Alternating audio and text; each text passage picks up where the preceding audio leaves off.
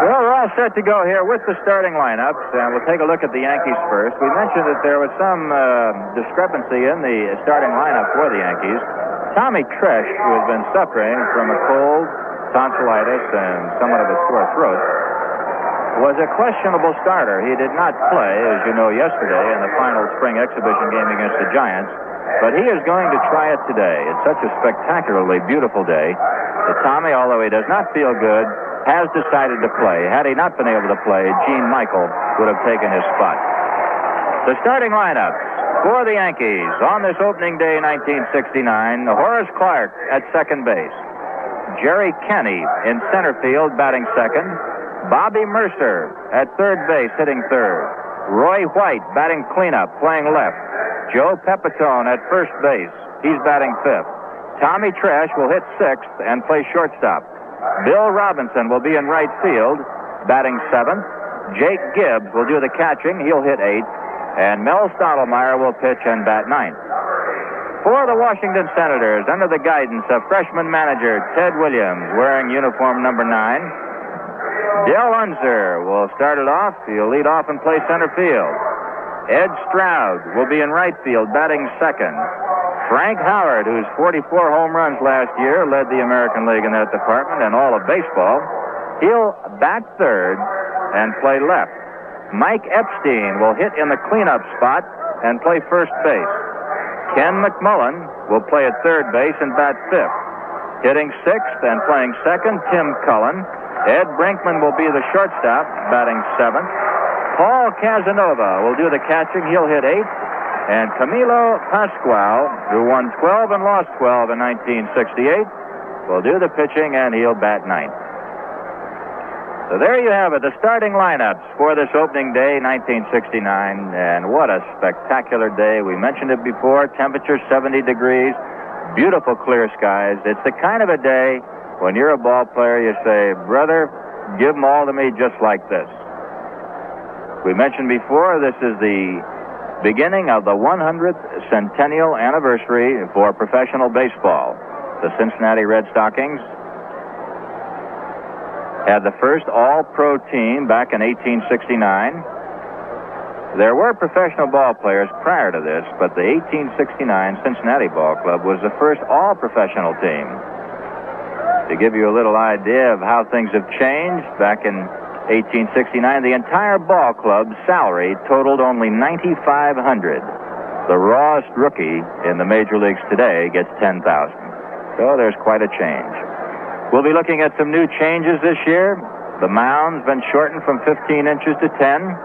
The strike zone has been dropped. It was from the shoulders to below the knee. Now it's been raised to just above the knee and lowered to the armpits. And also the 20-second rule will be in effect this year. With no runners on base, the pitcher, after the batter takes his position, must deliver the ball within 20 seconds. I want to point that out. It isn't from the time that the pitcher gets the ball from the catcher. The batter must be in position to hit, and then the umpire will point his finger toward the pitcher, and this, in turn, will dictate that the count is on for 20 seconds. So those three new innovations have been written into the rule books for 1969. As you know, we went through some various experimental phases with pinch runners and pinch batters in spring training, and they were used only during the training session, although they will be tried in some minor leagues throughout the minor league structure of baseball, and possibly in 1970, if they are proved fruitful and are worthy of it, may be entered into the rules. A week from tomorrow, incidentally, the Yankees open up at the stadium against these same Washington Senators, and that will give you your first opportunity to see Ted Williams in action as a manager. He was kind of a nervous guy before the game. Manager Ralph Houck, who's been through this many times before, sat composed and relaxed. But we're about ready to go. Pascual gets a sign from Casanova, and the 1969 season is underway with a high fastball. It's ball one to Horace Clarke. Ken McMullen at third, Ed Brinkman at short, Tim Cullen at second, Mike Epstein at first. The inner defense for the Senators. Pascual again, the 1-0 delivery. It's hit high in the air into short center field. Dale Unser drifting in, waiting. He's got it, one away. The season officially underway as Horace Clarke flies into short center field. One up, one down. And now the young rookie, Jerry Kenney, coming on.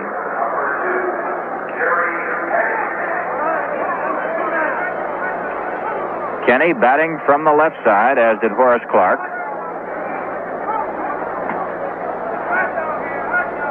Ken McMullen in tight at third. Kenney will bunt. Pasquale's first pitch is a high curve. It's right in there, strike one. Camilo Pasquale, who holds the strikeout record for the Washington Senators, struck out 15 batters. That's the club record. That was when he was with the Senators before moving to Minnesota. The one-strike pitch to Kenney is a check swing foul just off to our right and kicks off near the TV booth.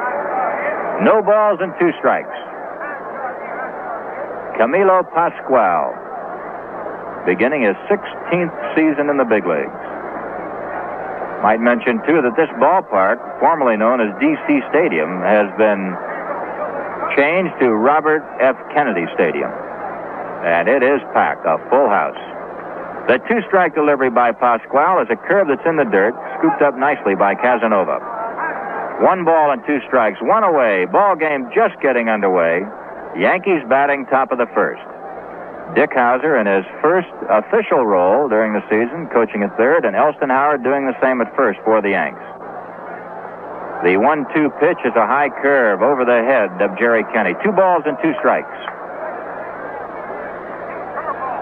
Bobby Mercer waiting in the on-deck circle.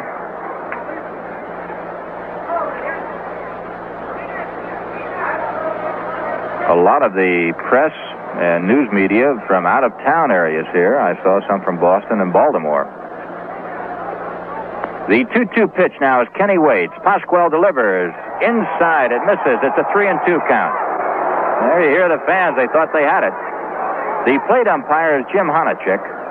He's the senior umpire in the American League. Hank Soar is at first. Frank Umont at second. Bill Haller at third. And they've got a young rookie umpire, Ron Luciano, who is in left field, sort of working out. They have 5 umpires today. The payoff pitch.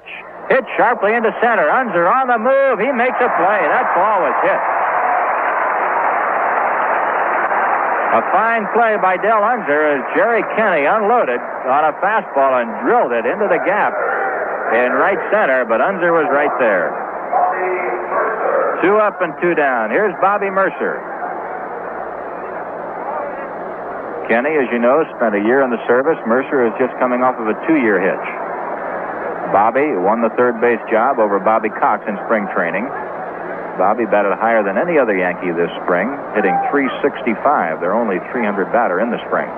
He's batting number 3, waiting. The pitch. In there, strike one. Many people tab Bobby Mercer to be one of the big stars in the American League's future. Now time has been called, and Mercer apparently wants to take a look at the baseball. Plate umpire Jim Honachek gives it the once-over and says it's okay, and back it goes. With Mercer, Ken McMullen, the third baseman, has moved back a little bit, but is giving Mercer about 10 feet of the foul line. Not moving over into that hole too much. Fairly tight at third. Defense has shifted in the outfield to the right side. Here's the 1-strike pitch. In the dirt, and did it hit Bobby? I do not believe so. He dropped his bat. As a means of explanation, should the ball bounce in the dirt and hit the batter, it's the same as if it hit him on a fly. It doesn't make any difference whether it hits the ground first or not. Had that ball hit Bobby, he would have been awarded first base. It's a 1-ball, 1-strike count. 2 down, nobody on, top of the first. Always a little extra tickle in your throat on opening day. Here's Pasquale. Curve is low. 2 balls, 1 strike. That's the second time Pasquale has given Jim Honachek that long look as if to say, where was it? The field bathed completely in sunlight. The 2-1 pitch on the way. Mercer takes a changeup outside for 3-1. Roy White, the cleanup batter for the Yankees, in the on-deck circle. Mercer with a look at Dick Hauser at third base, wanting to know, shall I take it or shall I swing? Pasquale into the windup. The 3-1 delivery is hit hard to center field. Unser moving back near the wall, backing up. He's got it. The ball was hit sharply by Mercer as Del Unser retired all 3 Yankees, Clark, Kenny, and Mercer. 3 up and 3 down. And the score after a half inning of play, Yanks nothing, Senators coming to bat. We all know that no one is perfect, even an Atlantic Red Ball dealer. So I imagine it's possible that someday a Red Ball dealer could forget to clean your windshield. Possible, but very, very unlikely. And even if he does, you're still ahead, because Atlantic Red Ball Dealer Service carries a money-back guarantee. Anytime the dealer fails to clean your windshield, weather permitting, or doesn't offer to check the oil, he'll refund the cost of your gasoline. The offer may vary in some states, but Red Ball Dealer Service never varies. That's what makes it so great. Near to home or far away, whether the dealer is an old friend or a stranger, you just drive in at the Red Ball sign and relax. You know your car will be well taken care of, because Atlantic Red Ball service is always the same for every customer, every time. It's so good, it's guaranteed.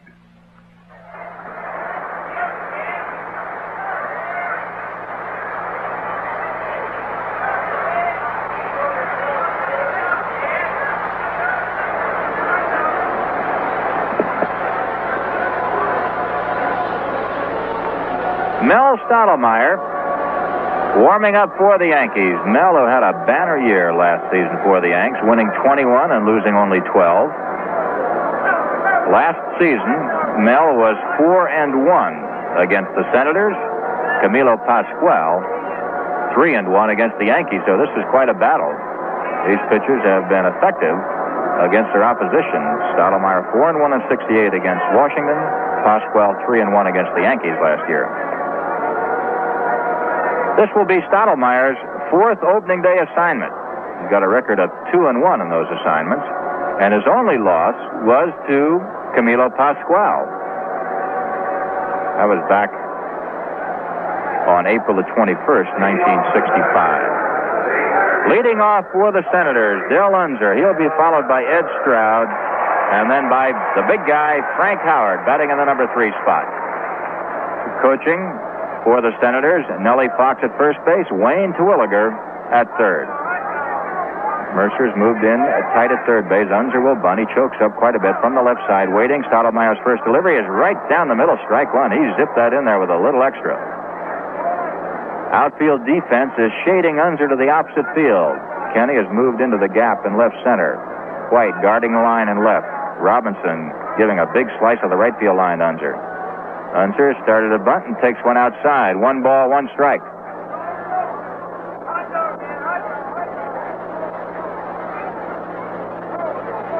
The field in perfect condition. You walked around it out there. It's absolutely perfect. The 1-1 pitch to Unser by Stottlemyre. Hit sharply up the middle. It's in there for a single. So the first batter for the Senators, Del Unser, lines a single sharply up the middle, and that is the first hit for the 1969 baseball season anywhere. The Giants and the Braves play in Atlanta tonight, and Cincinnati and the Dodgers are playing in Cincinnati.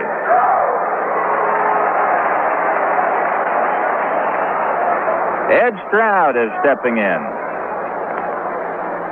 Unser at first. Stroud, a left-hand hitter, waiting as Stottlemyre sets, delivers, outside corner, strike one. Beautiful fastball, just ticked the corner. Yankee infield, Tresh at short, Clark at second, very tight, double play depth. Stroud can run, and so can Unser at first. Stottlemyre coming into a set position. Mel ready. Kicks, delivers. There's a chopper over Stottlemyre's head. Clark up with it, has to go to first base, and getting by him down to second is Del Unser. Horace Clark had to come in front of Unser, and the only play he had was at first base. Well, you hear the hand for the big guy. Frank Oliver Hondo Howard.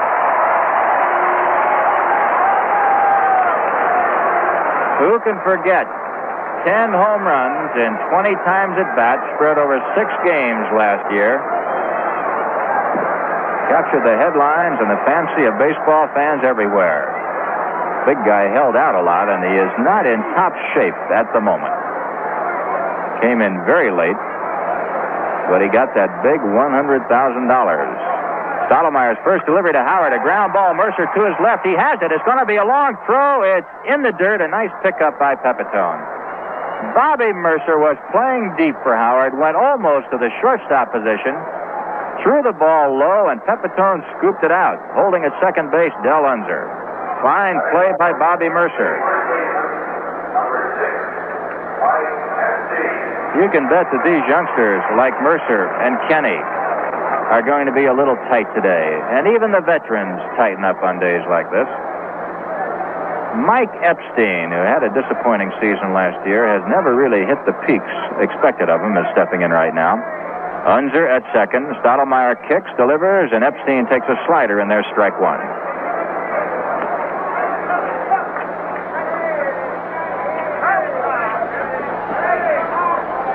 Epstein batted .234 last year, 13 home runs, and only 33 RBIs. Hits from the left side. He's waiting.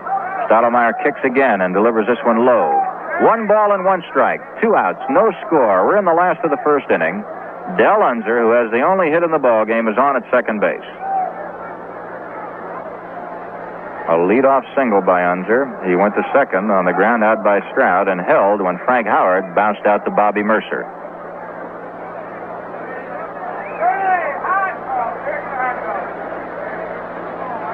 President Richard Nixon watching the action. Second time he's thrown out the first ball, once as a vice president in '59. All right, Stottlemyre sets. The 1-1 delivery is outside Epstein. 2 balls and 1 strike.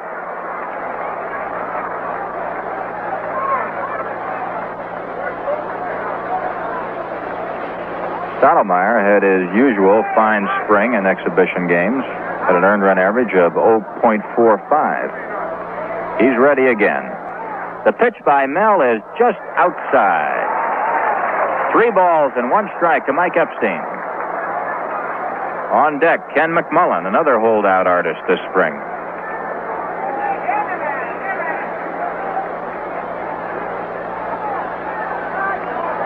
Stottlemyre once again, the 3-1 delivery to Epstein on the way. And Epstein takes a curve inside for ball 4. A base on balls to Mike Epstein. The Senators have runners at first and second with 2 down. The batter now, third baseman Ken McMullen. This ought to be a rather interesting year for baseball fans everywhere. Ted Williams, no question that he's the finest hitter in our generation, possibly of all time.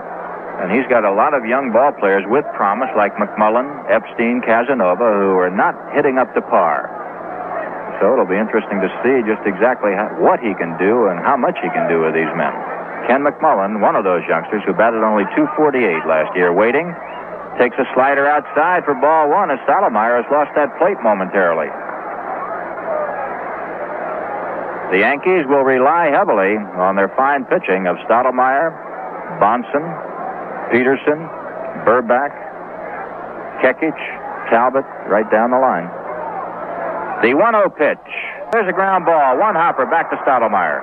Mel flips over to Pepitone, and the side is retired. So Stottlemyre, who ran into some hot water in the first inning, gets out of it. No runs, a base hit, 2 left. And the score after 1 full inning of play, Yanks nothing, Washington nothing. I'm home, honey.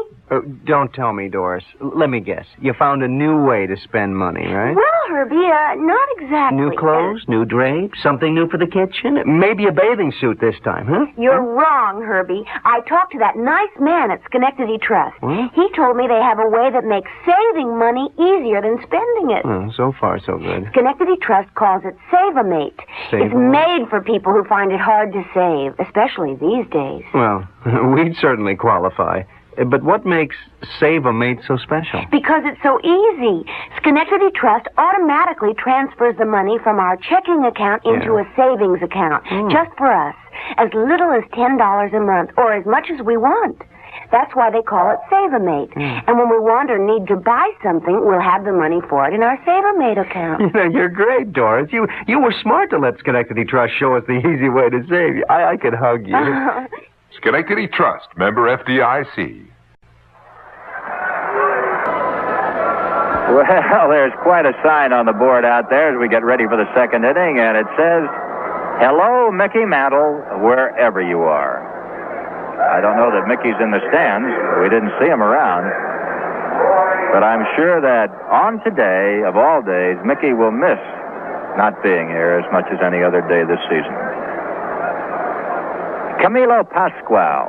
He'll face Roy White, Joe Pepitone, and Tommy Tresh. Camilo Pascual, who's third on the all-time strikeout list for active pitchers. He's into the windup. Big curve over the head of Roy White for ball one. White, a switch hitter, batting from the left side.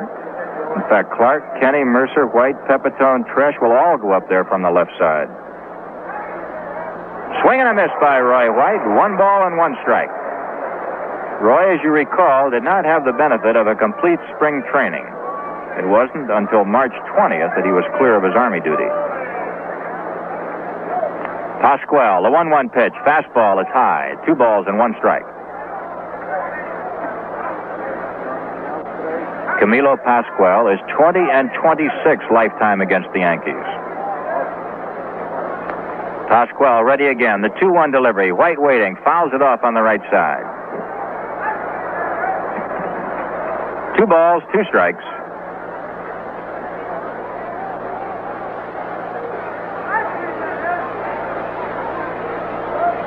Now Pascual kicking at the rubber.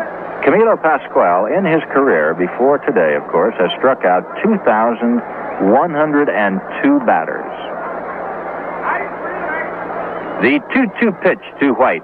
Curve is in there. Low, pardon me. 3 balls and 2 strikes. 3-2 the count. Roy White taking a breaking pitch just below the knees. Now the payoff pitch coming up. White waiting. Pascual delivers.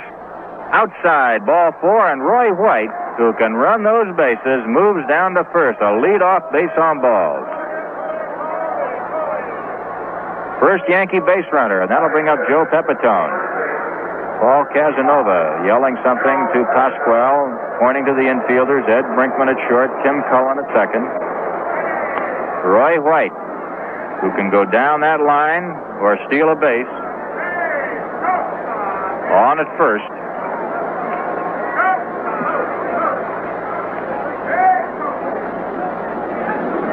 Pepitone stepping in. Nobody out. Outfield shifted to the right. Pepitone waiting. The pitch is on the ground, foul past Ellie Howard down the right side. Last year, Roy White stole 20 bases.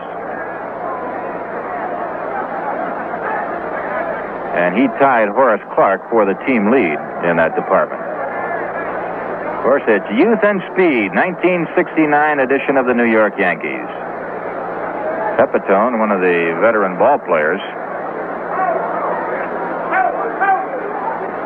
He's waiting as Pascual gets a sign from Casanova.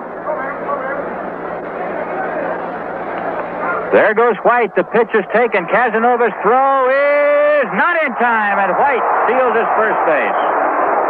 Ed Brinkman thought he had him, but Roy White gave a beautiful fadeaway slide to the inside of the bag. Not many men can do that. Usually they go the other way, and he beat the tag. So Roy White is on at second base. And while we're waiting for the dust to clear, let's pause for station identification.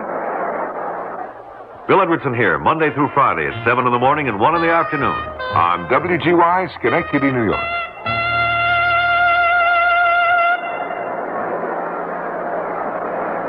White at second, nobody out. Pepitone the hitter, 1 ball and 1 strike, and now he wants to pull the ball to advance White to third. And on that, Pascual, who's been around a few years, as we mentioned, he's starting his 16th year as a pitcher, has a little conference with his catcher Casanova. He'd like to get Pepitone to hit to the left side so White would not be able to advance. Any ground ball to the right side to Cullen at second or Epstein at first will move White over to third with only one out. On the other hand, Pepitone might hit something where nobody's standing. There's a curve that's low and inside. 2 balls and 1 strike.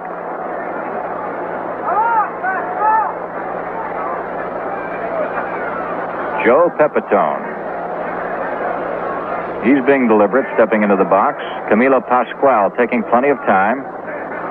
The Yankees on their first scoring threat of 1969 with White at second. Here's the pitch to Pepe. Hit high in the air into center field. Roy White will not tag up. He cannot go anyplace. And Camilo Pascual did what he wanted to do. He held Roy White at second base as Pepitone flies to center. There have been 4 outs in this ball game, and Del Unser has made all of them.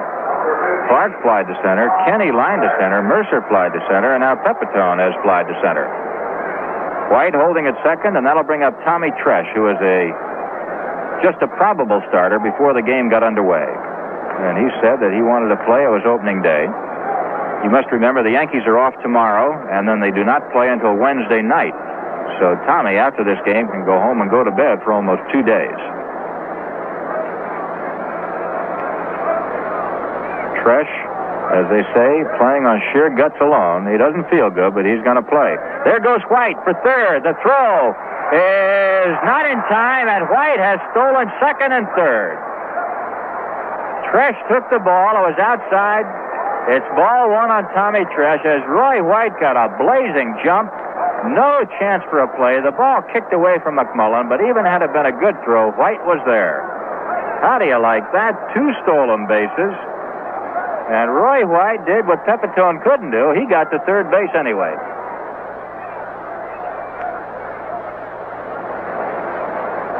Tommy Tresh now with the infield in.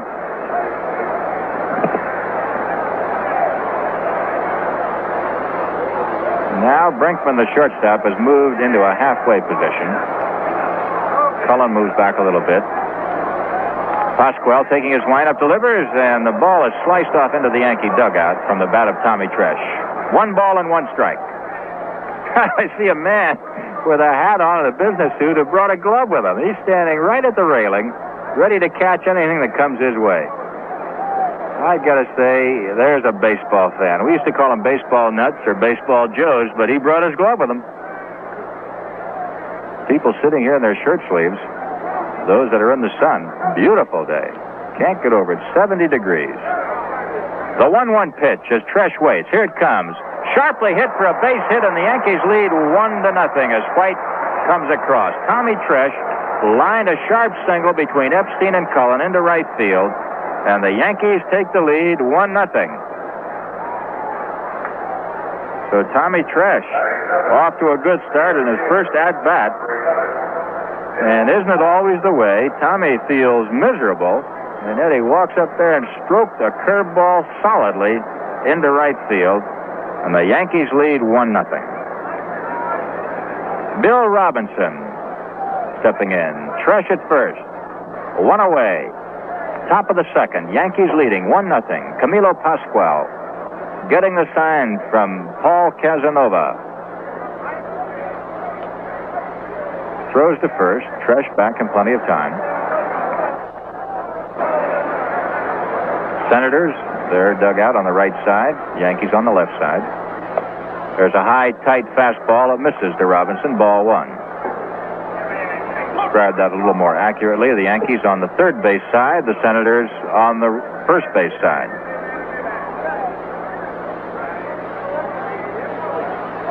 Pascual ready again. Robinson waits. Here's the pitch. Hard hit ball to McMullen. Bobbles it at third again, then throws to second in time to get Tresh. Ken McMullen bobbled the ball twice, but he did manage to pick it up in time to get Tommy Tresh at second base. The ball was hit so sharply that McMullen had a chance to kick it around a while and still get Tommy. Robinson holds at first base on the force, and that'll bring up Jake Gibbs with 2 outs.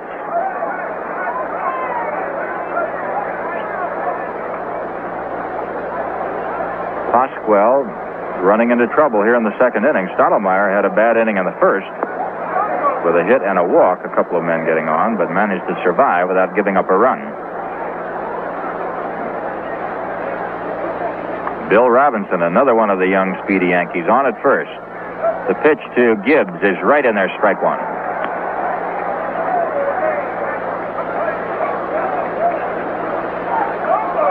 The Yankees, as we mentioned, off tomorrow. They play again Wednesday night, and it'll be Stan Bonson, the Yankees Rookie of the Year last season, going up against the young rookie, at least in age, Joe Coleman for the Senators. He's not a full-fledged rookie, but he seems to be. He's only 22 years old.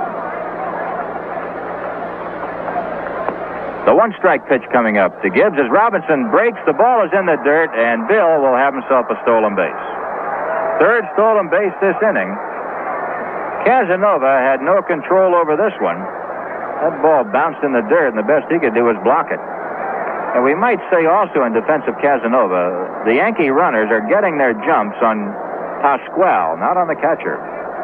There isn't much that Casanova can do, even though he's got one of the finest arms in baseball, to throw these men out, because they are really moving, and they've got big leads by the time Casanova ever gets around to getting the ball. So whoever is helping them, they're reading Pasquale just right and getting good jumps. Robinson now at second base. Gibbs waiting. 1 ball, 1 strike, 2 down.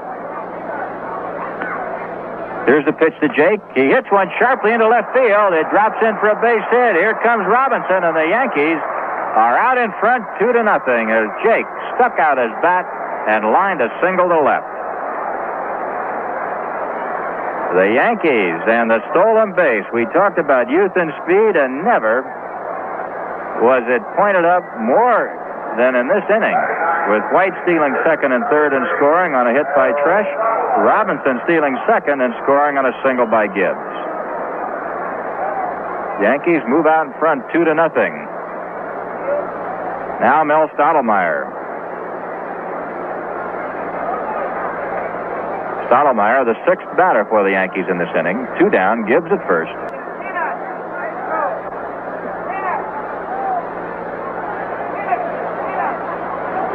Defense straight away for Stottlemyre. Not too deep either in the infield or the outfield.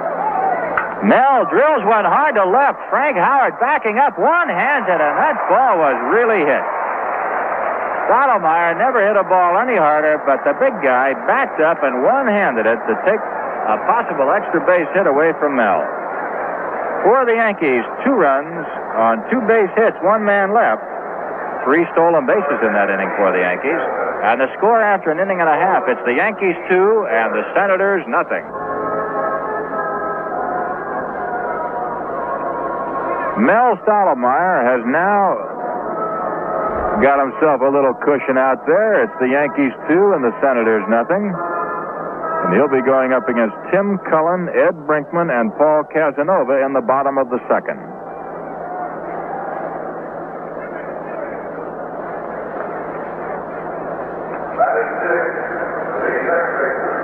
Tim Cullen, good defensive second baseman, has never been too much in the hitting department.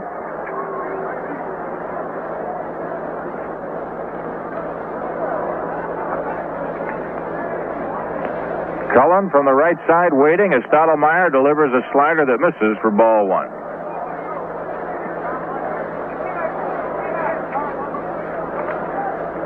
Cullen wearing uniform number 1.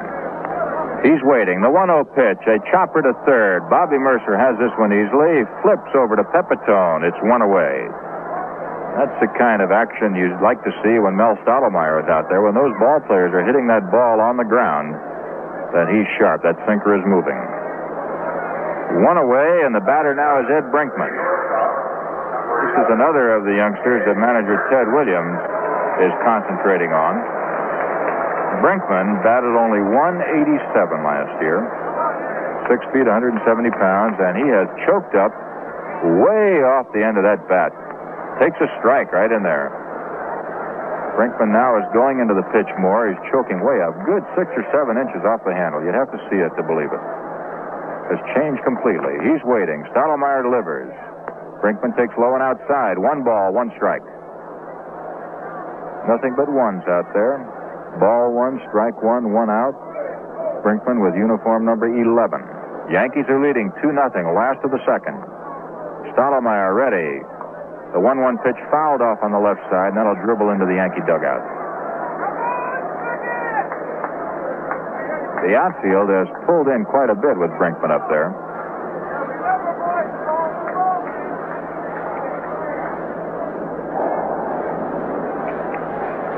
Brinkman came to the Senators way back in 1962. He's waiting. The pitch by Stottlemyre swung on a miss. Strike three. Got him on a curve. First strikeout of the ball game for either pitcher. 2 away, and the batter now is Paul Casanova. And here is another of Ted Williams' youngsters that he'd like to convert into a better hitter. Last year, Casanova batted only .196. Spent part of the year at Buffalo. Paul had some problems with the front office, and that there was a temperament thing going, sort of a personality clash. Fine defensive catcher. Waiting. Takes a strike right in there. No balls, 1 strike, 2 outs, nobody on. Casanova batting in the number 8 spot.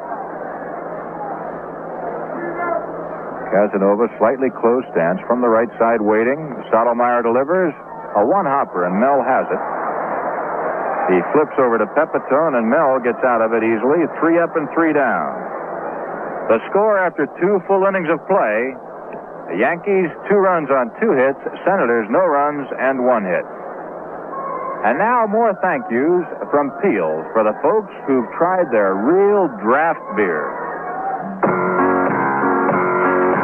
Thank you very much. Thank you very, very, very much. Thank you very much. Thank you very, very, very much. Robert Rappaport of Rockville Center says, I think Peel's Real Draft Beer is one of the finest beers that I've ever had. It's terrific. Thank you very, very, very much. Steve Stillman of Staten Island says, I just wanted to say that Peel's Real Draft Beer is very, very good. And I want to thank you for putting it out. Thank you very, very, very much. Bill Grattan of Brooklyn says, Peel's Real Draft is about the best beer I've ever tasted. It's smoother, creamier, and has greater body. Thank you very much. Thank you very, very, very, very, very, very, very, very much. Why have so many people been convinced that our beer is better than their beer? We think it's simple. Peel's has real draft beer in a can, and that's what makes the difference. Do us a favor. Try Peel's Real Draft. And when you're convinced, let us know. So we can say to you,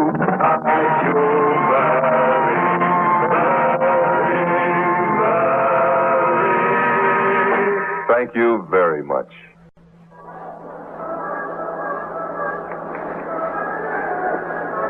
Camilo Pascual will go up against the Yankees in the top of the 3rd inning, and he'll be going up against the top of the batting order, Horace Clarke, Jerry Kenney, and Bobby Mercer, all 3 of whom in the 1st inning flied out to the center fielder, Del Unser. If you just tuned in, the Yankees got a couple of runs in the top of the 2nd when White walked, stole 2nd and 3rd, and scored on Tommy Tresh's single. Bill Robinson forced Tresh at 2nd, but then Bill stole 2nd base and came home on Jake Gibbs' line single to left. So the Yankees are out in front, 2-0. We'll mention again, don't forget April 15th, opening day at Yankee Stadium with Ted Williams and the Senators going up against the Yankees. We'll have a repeat of this opening day here in Washington, and I hope we have a repeat of the weather. 70 degrees down here, spectacular day. Horace Clarke, 0 for 1. Stepping in there from the left side, a switch hitter. Pascual ready. Fires. There's a chopper to first. Epstein will make this one all by himself and does. 1 away.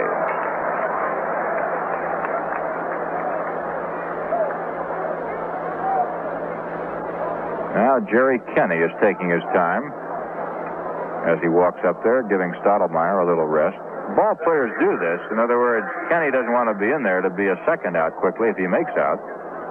You hardly give your pitcher a chance to get his breath. This way, by taking just a little time, then you give Mel Stottlemyre a little more time to breathe. Jerry Kenney, who lined to center field in the 1st inning, hit the ball sharply, but right to Del Unser, is up there and takes a big curveball high for ball 1. Camilo Pascual changing speeds a lot. Used to be strictly a fastball and sharp curveball pitcher. Now he's throwing that big balloon up there every now and then. He's ready. The 1-0 pitch to Kenney. Hit hard to right field. I mean real hard. Way back there. It's gone. Jerry Kenney comes up with the first Yankee home run of 1969, and he hit that. Woo-wee. The Yankees out in front by 3.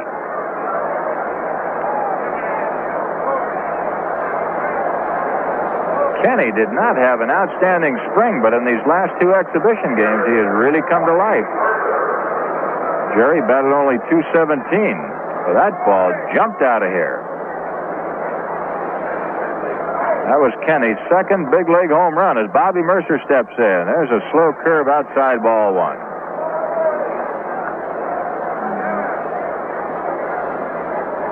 And you can hear the fans buzzing on that. That ball shot out of here. No wind to help it. It just boomed out. The 1-0 pitch to Mercer. Mercer hits a high fly to right field. This could go. If it's there, it's way back there, and it is a home run. Bobby Mercer into the upper deck.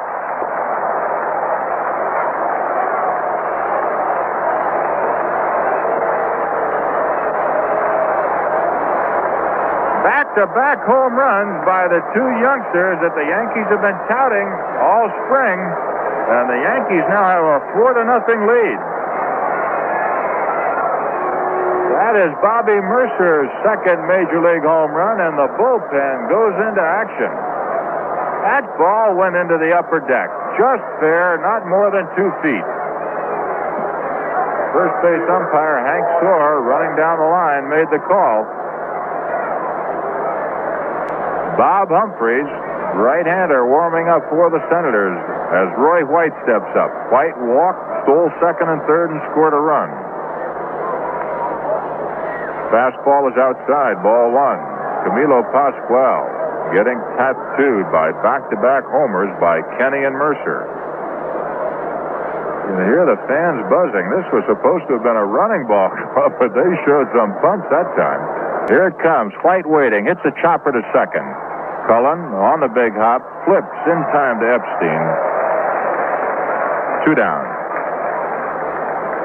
Now Joe Pepitone, who flied to center field in the second, steps up.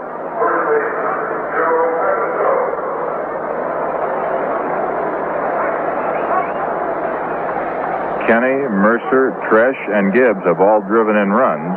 Kenney and Mercer with back-to-back homers.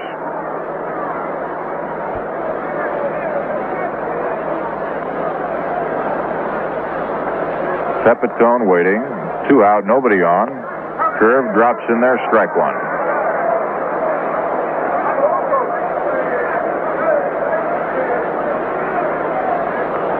They're looking for big things here in the nation's capital from the new Senators. The 1-strike pitch. Curveball hit sharply in the gap in right center. Unser after it, can't get it. Gets by him. Pepitone's got to go for 2 and holds on at second base with a double. So the Yankees, with 2 home runs and a double, have a runner at second base, 2 down, and here comes Sid Hudson once again, and that'll be all for Camilo Pascual. Sid Hudson is coming in. Bob Humphreys, the ex-right-hand pitcher for the Senators of many years ago. Now the pitching coach for Washington will be the man who will make the pitching changes. And Bob Humphreys, you may have heard it in the background, will be coming on to take up the pitching charge for Pascual. Camilo Pascual gave up 5 hits and 4 runs so far. Should Pepitone score, he will be charged to Pascual. He walked only 1 batter and did not strike out a man. And that's rather strange in the strikeout department. As we mentioned before, Camilo Pascual is 3rd on the all-time list with 2,102 strikeouts. He's behind Jim Bunning, who pitches for the Pittsburgh Pirates. Bunning has 2,493, and Don Drysdale of the Los Angeles Dodgers has 2,462. So Pascual did not have a strikeout and had a rather rough afternoon. particularly in the second and third innings. And there you hear the hand for Camilo Pascual as he leaves the field. Bob Humphreys has come on to take up the pitching chores from Camilo Pascual. William Robert Humphreys, uniform number 23. He's not too big, 5'10", 170 pounds. So the right-hander facing Tommy Tresh, who singled in the first Yankee run on the second inning. Pepitone a second. The first pitch to Tommy, it's a knuckleball swung on a miss, strike one. Humphreys, who has developed a knuckleball, he started last year, has picked up in his pitching precision quite a bit. He didn't have that knuckleball. Once he got it, he got better. All right, Humphreys ready again. The one-strike delivery, another knuckleball hit high to right field. Waiting for it is Ed Stroud. Waiting, the ball comes down, and Stroud makes the play. So the Yankees are out of there, but they come up with 2 runs on 2 hits. The home runs by Kenny and make that 3 hits. Home run by Kenny Mercer and a double by Pepitone. No Senator errors. 1 man left. The score after 2.5, it's the Yankees 4 and Washington nothing. And now 4 little words from Peels, the draft beer people. Thank you very much. Thank you very much. Thank you very, very, very much. Thank you very much. Thank you very, very, very much.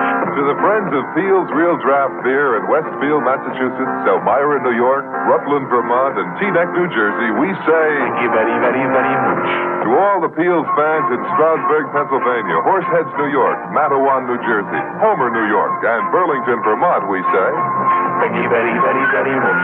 To our many admirers in New Haven, Connecticut, King of Prussia, Pennsylvania, Framingham, Massachusetts, and Asbury Park, New Jersey, we say... Thank you very much. Thank you very, very, very, very, very, very, very, very much. In hundreds of towns, thousands of people are finding that our beer is better than their beer. Why? We think it's simple. Peel's has real draft beer in a can, and that's what makes the difference.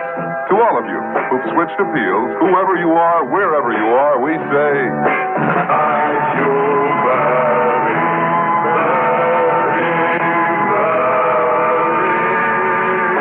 Thank you very much. All set to go here in the bottom of the third inning with the Yankees leading 4-0. Mel Stottlemyre and Camilo Pascual, the starting pitchers. Pascual has been removed. Stottlemyre still in there. And he's going up against the man who took over for Pascual, Bob Humphreys, who takes a curve high for ball 1. It'll be Humphreys and then the leadoff man, Unser and Stroud.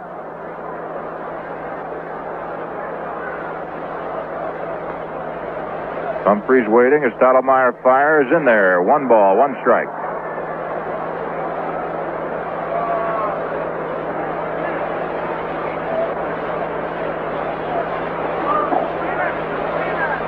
Mel ready once again. Delivers a check swing foul.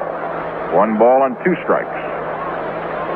Plate umpire Jim Honachek. Hank Storr at first. Frank Umont second. Bill Haller at third. And then we've got a young rookie, Ron Luciano, who is working out along the left field line, getting his feet wet. Here's the 1-2 pitch, Humphreys. Bouncer toward third. Mercer up with it. Plenty of time. Fires to Pepitone. 1 away. Humphreys actually lost his bat as he swung at the ball. And while we wait for the leadoff man, Unser, to come up there, let's pause for station identification. Join me, Harry Downey, weekdays 10 to 11:30 a.m. and 3 to 6 p.m. here on WGY 810 on your dial, Schenectady.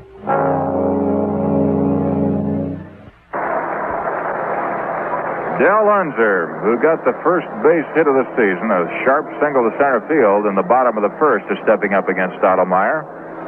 Takes one right in there for strike 1. Yanks leading 4-0.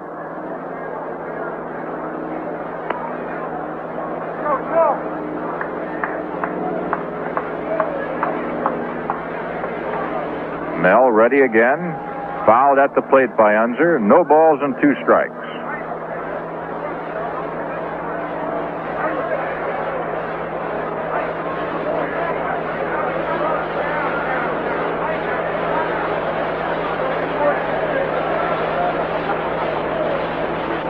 Stottlemyre, hitching up his pants a little bit.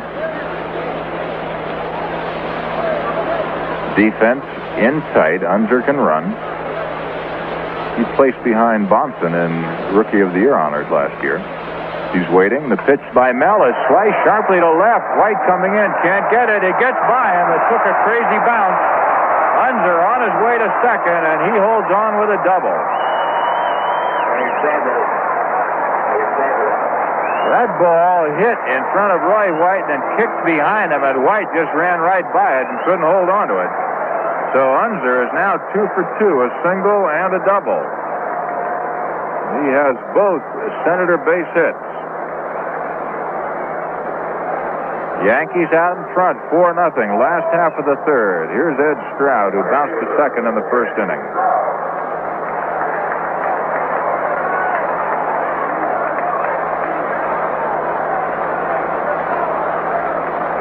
Stroud, left-hand hitter. He had one day against the Yankees last season where he had 2 triples and 2 doubles. Hits this one into short left field. Roy White coming on. He got it. A one-handed catch, a rolling catch. As White actually lost the ball momentarily, went back a few steps, and then had to recover, and he did with a diving, rolling catch, and gets a fine hand from the fans. Oh, boy.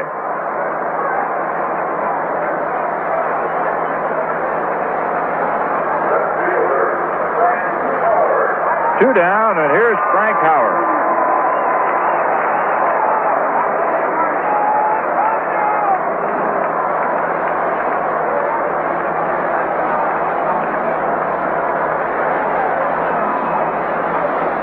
Howard, that big 6'7" giant, 260 pounds, waiting. High fly, right field. Bill Robinson drifting in. Glasses down. Fighting the sun, but he's got it. So Stottlemyre gets out of it. No runs on a hit and 1 left.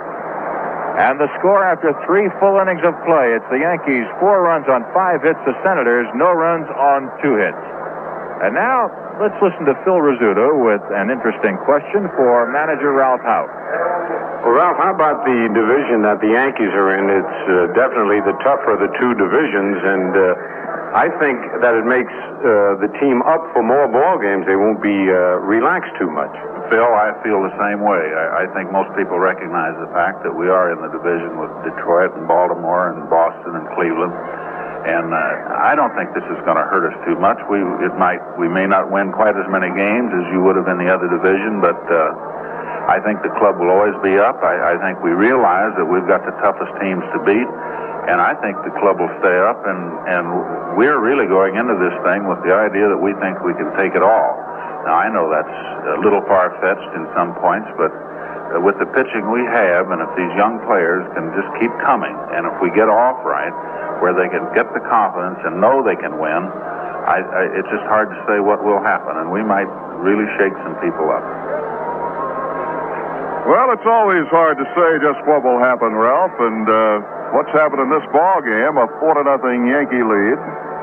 Back-to-back home runs by Jerry Kenny and Bobby Mercer. It wasn't until July 7th last year that the Yankees came up with back-to-back home runs in a ball game. I believe that was White and Costco against Baltimore at Yankee Stadium. Jerry Coleman's moved over to television to join Phil Rizzuto. I'm Frank Messer, sitting in with you right now.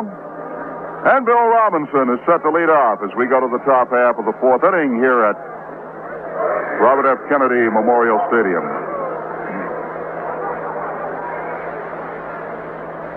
Robbie reached on a fielder's choice his first time up. Humphrey's first pitch to him bounces about 3 feet in front of the plate, and Casanova goes out toward the mound to talk to his right-hander.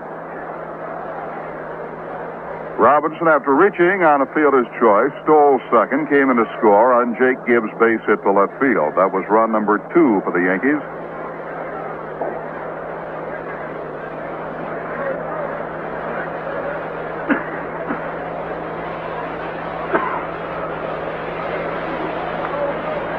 Next pitch to Robinson. Over but low. Bounces away from Casanova. 2 balls and no strikes now to Bill. Jake Gibbs on deck, and then Mel Stottlemyre. Oh, what a beautiful day for baseball here in Washington. And we understand a beautiful day in the New York area. 2-0 pitch coming to the right-hand hitting Bill Robinson. Inside, ball 3. Yes, sir, it's days like this that makes you want to see baseball. And Yankee fans will have their first opportunity a week from tomorrow. It'll be the Senators. 3-0 pitch from Humphreys. Over but low, ball 4, and Robinson is on 4 pitches. Second walk given up by Washington pitching. The first by Humphreys. And here comes Jake Gibbs. Jake slashed a single to left field his first time up and drove in a run with it. Yankee runs have been knocked in by Tresh, Gibbs, Kenny, and Mercer, the latter 2 on home runs, with Mercer's going to the upper deck in right field. Epstein holding against Bill Robinson. The look over there by Humphreys. The kick, the pitch, Robinson goes. There's a high fly ball down the right side. Racing for it, the right fielder and the second baseman, and it is caught and now dropped by the second baseman. It's a fair ball. The throw to second base not in time to get Bill Robinson. Cullen caught it and dropped it. Umpire Hank Soar says it was in fair territory, and now Cullen is putting up quite a beef. Cullen putting up quite a beef, and Ted Williams is on the field. Ted Williams has come out to protest the call by Hank Soar. An error is charged to Cullen on the play, and Ted Williams has taken the beef right now to Hank Soar, and they are joined out there by the plate umpire Jim Honochik. It's an error. Bill Robinson had a good break towards second. Gibbs popped it up into shallow right down the right field foul line. Robinson stopped halfway, and when Cullen got to the ball, Robinson raced back to first.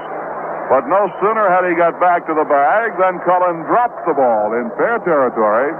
Robinson reversed his field, raced to second base, and Gibbs is on an error charged to Cullen. Williams gives up the argument and goes back into the Senator dugout.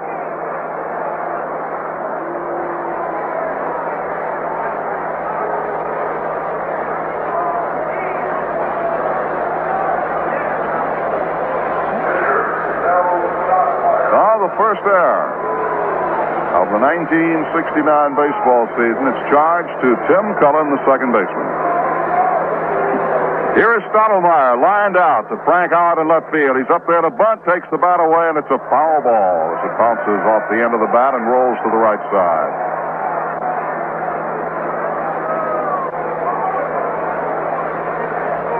Stottlemyre in the second inning hit the ball right on the nose, a line drive out into left field, and Frank Howard made a one-hand stretching catch of it, going back to the fence.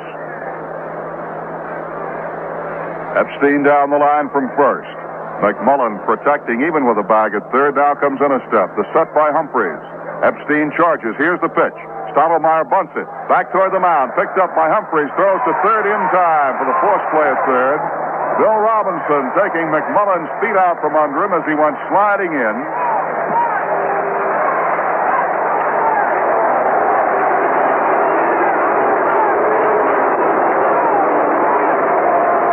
So Robinson is out on the forced play at third. Humphreys to McMullen. And Robinson went sliding into McMullen and upended him. They exchanged a couple of words. Gibbs goes to second, Stottlemyre at first on a fielder's choice, and Horace Clark the batter with one away. Clark has flied to center and grounded out to Epstein unassisted at first base. Batting left-handed against the right-hander Humphreys. The set, and here's the pitch to Clark. He takes the first one, it's a ball outside. Clark likes to swing at that first pitch. Well, this one, obviously away from him, and he let it go. Gibbs away from second. Stottlemyre leads at first. Humphreys, high stretch. Goes behind his neck on the stretch. Kicks and deals. Clark swings and lines one up the middle into center field, base hit. Gibbs will try to score on it. Here comes Unser's throw to the plate. Here comes Gibbs. He slides. He's safe as the ball is knocked out of Casanova's grip. And on the play at the plate, Stottlemyre raced on to third, and Clark goes to second. They had a play on Jake Gibbs as Unser fired the ball into the plate from center field. Gibbs banged into Casanova, knocked the ball loose, and the Yankees lead 5-0. It is a single and a run batted in for Horace Clark. He goes to second base on the throw home.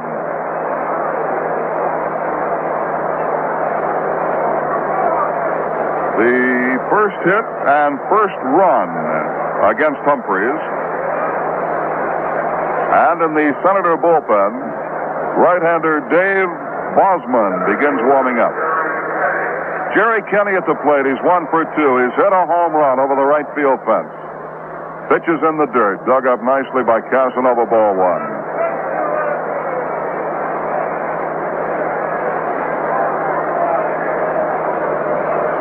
Credit Clark with a single and a run batted in. He moved to second on the throw home. The windup in the pitch, low and inside. 2 balls and no strikes as the Senators now have the infield in close.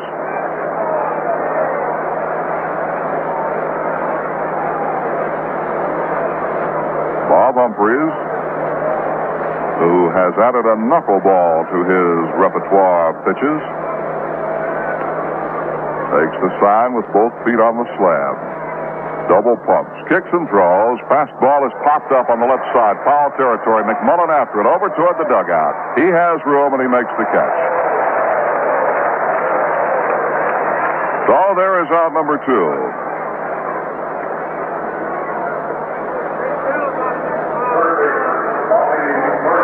Bobby Mercer steps in.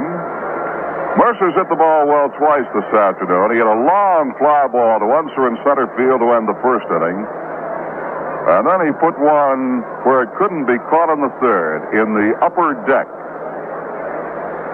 here at Kennedy Memorial Stadium. So Mercer is 1 for 2. Chance to knock in a couple right now with a base hit. Full windup by Humphreys. The pitch to him. Knuckleball is inside, handled nicely by Casanova. Out in right field, Ed Stroud is backed off deep against Mercer. The center fielder Unser shades a bit toward the alley. Howard gives up the foul line and left. Shortstop Brinkman almost behind the bag. Here's the pitch. Strike is called. Ted Williams was saying down in Florida he did not think that Mercer would be a pull hitter. However, the Senators are playing him as a pull hitter, especially on the infield, with the shortstop way over towards second base. The pitch to him. It is looped out into right field, and it may drop and does for a base hit. Gets by Stroud. Mercer around second. 2 runs have scored. Mercer on his way to third. And he pulls in standing at third. The Yankees lead 7-0. Signal, 2 runs batted in, error 9. A single is credited. 2 runs batted in, and an error will be charged to Stroud, letting the ball get by him and allowing Mercer to go to third. So Bobby Mercer gets his second hit of the afternoon, and his second and third runs batted in. That may be all for Humphreys. Sid Hudson, the Senators pitching coach, is on his way to the mound.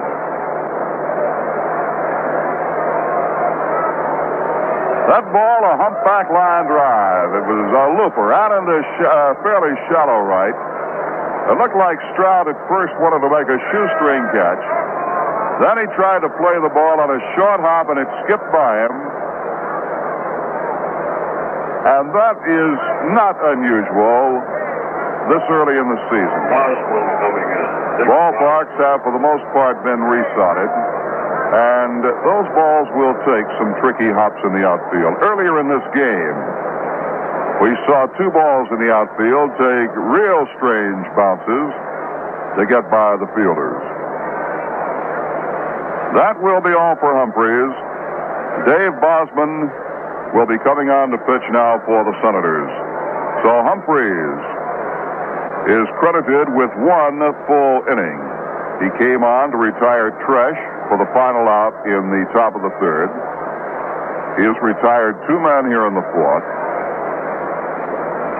Could have had the side were it not for the error by Cullen on Gibbs' fly ball down the right field line. The runs off Humphreys are unearned, all unearned. The 3 runs given up by Humphreys are unearned. And, of course, should Mercer score, it would be an unearned run, too. Humphreys has allowed 3 runs, 2 hits. He walked 1, and he struck out nobody.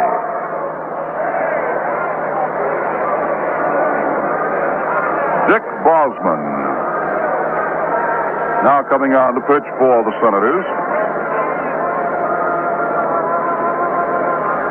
Bosman, 25-year-old right-hander, 6'3", 205 pounds, out of Kenosha, Wisconsin.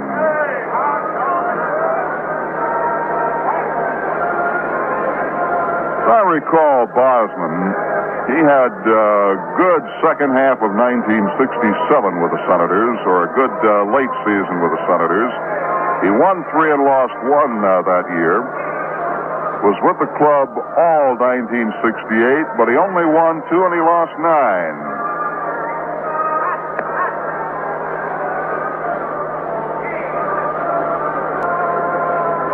Bosman likes to live a little dangerously at times because he builds and drives drag racers. Got one up to 187 miles an hour one time. Now, if he could throw a baseball that fast. He comes in with the Yankees leading 7-0 here on opening day 1969.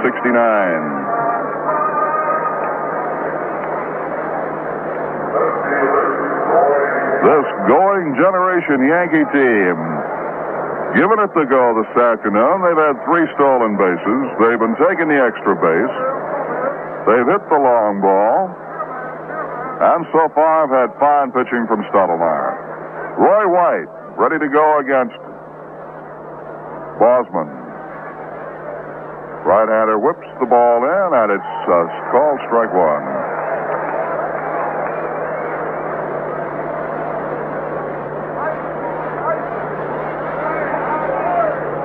In case you're just joining us, Bosman the third, Senator Hurler.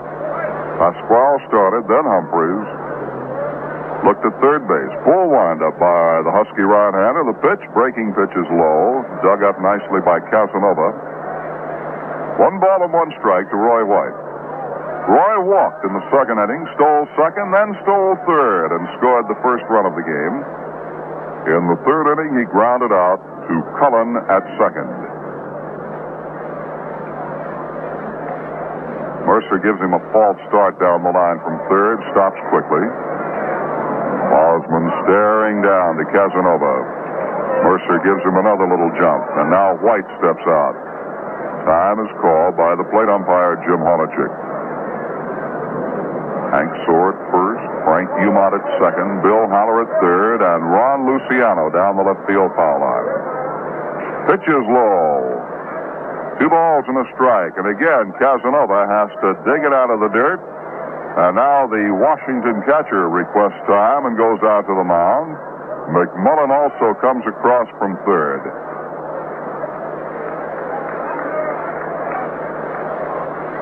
A new look to this Yankee team this year. A bright new look. Some young faces. Young bodies. But this afternoon, anyway, performing like veterans. Jerry Kenney and Bobby Mercer.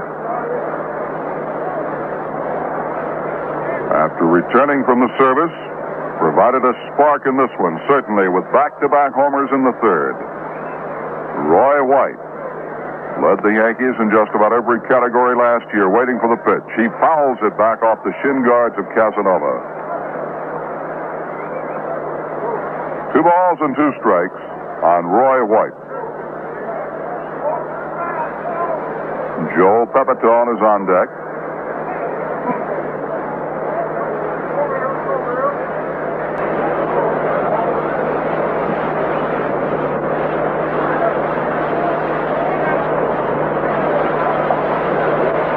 Hush has fallen over this crowd of some 44,000 this afternoon. Here's the 2-2 pitch to White. Low it inside, gets away from Casanova. Here comes Mercer. He scores.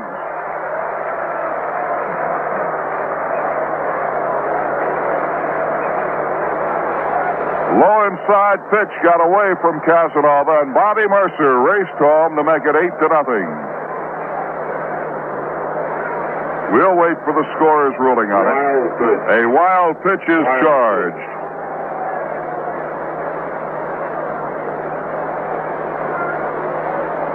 The run is charged to Humphreys. It is unearned. It's an 8-0 ball game. The windup 3-2 to White. High fly ball. Shallow right field. The second baseman Cullen is back under it. Shading his eyes. Makes the catch. And the side is retired. But the Yankees have scored 4 runs in the 4th inning on 2 base hits, 2 Washington errors, and nobody left on base. At the end of 3.5, it's the Yankees 8 and the Senators nothing. And now listen for your name as Peels thanks some more fans of their real draft beer. Thank you very much. Thank you very, very, very much. Thank you very much. Thank you very, very, very much. Edward Schumann of Plainview, Long Island says, I've never enjoyed a beer as much as Peels. This is the finest beer any man could buy. Thank you very, very, very much. Barry Broth of Brooklyn says, I agree with the other people in your commercials. Peels Real Draft is the greatest. It tastes like it came out of a keg. Thank you very, very, very much. Rose Calvert of Manhattan says, I enjoy Peels Real Draft better than any beer I've ever tasted. It seems to have real body. I enjoy it. Thank you very much. Thank you very, very, very, very, very, very, very, very much. In hundreds of towns, thousands of people are finding that our beer is better than their beer. Why? We think it's simple. Peels has real draft beer in a can, and that's what makes the difference.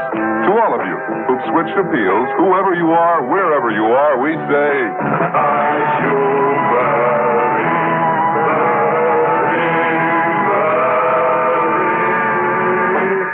Thank you very much.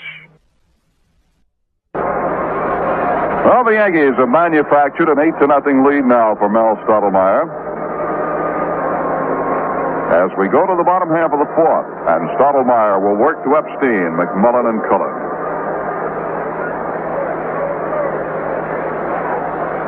President Nixon still in attendance. Seated between the owner of the Senators, Mr. Bob Short. Here's the pitch now to Epstein, just outside. Mr. Nixon seated between Mr. Short and Bud Wilkinson, former football coach at Oklahoma. 1-0 pitch. Epstein hits a high fly ball, straightaway center. Back goes Kenny. Circles to his right. He's under it. Glove up. He's got it.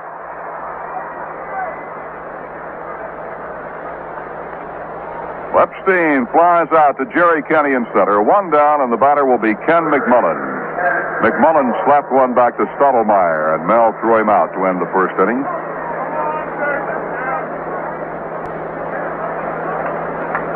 The young man owned by the Yankees led all of baseball in homers last year. Tony Solita with 51, including the playoff games. Well, now nobody on. Yankees leading 8-0. Stottlemyre has a 2-hitter going. The pitch. Bouncing ball hit toward Clark. Second baseman scoops it up, fires on to Pepitone in plenty of time to get McMullen 2 away.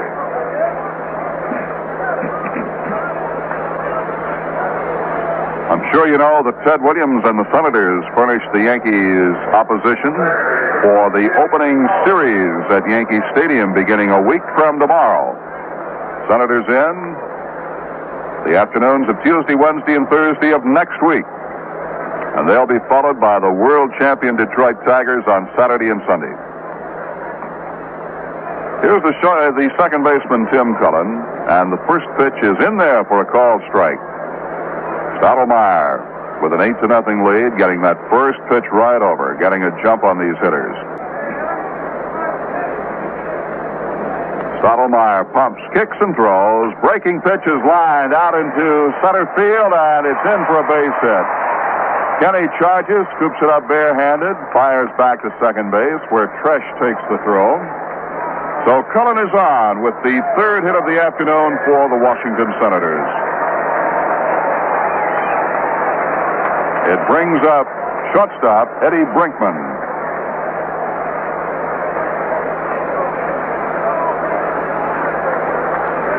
Pete Rose and Bobby Tolan homered for Cincinnati in the first inning, and the Reds lead the Dodgers 2-0 at the end of one. Drysdale against Gary Nolan. Line drive, and it is over Bobby Mercer out into left field. Base hit. On his way to third is Cullen. The throw goes to second, and safe at second base is Brinkman with a double.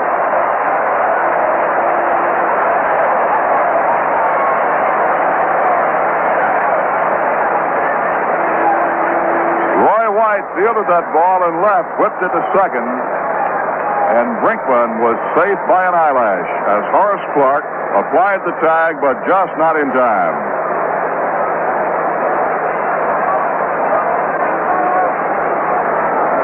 So all the Senators have their fourth hit, and the batter will be the catcher, Paul Casanova.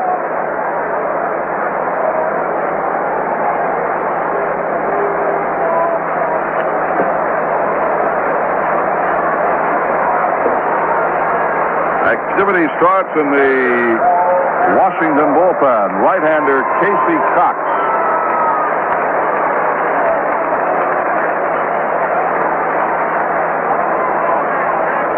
Casanova bounced back to Stottlemyre his first time up. Full windup by Mel. The pitch is in there for a strike.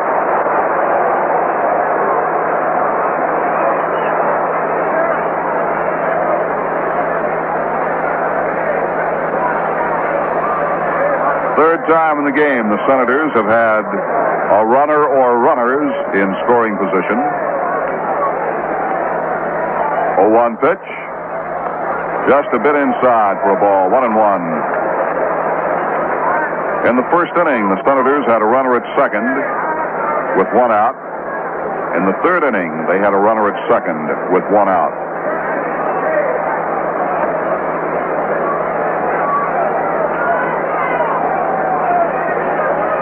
Stottlemyre takes the sign from Gibbs, looks over to third base, sees Cullen, Brinkman at second. The pitch popped up foul behind the plate. It'll be out of play. Back onto the screen.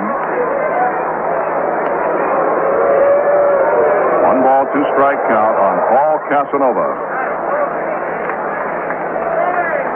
Casanova was the All-Star catcher a couple of years ago.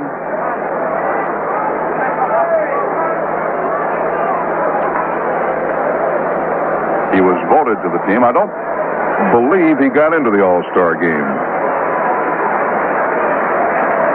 I think Freehan caught all, 15 innings. And last year, Casanova tailed off considerably.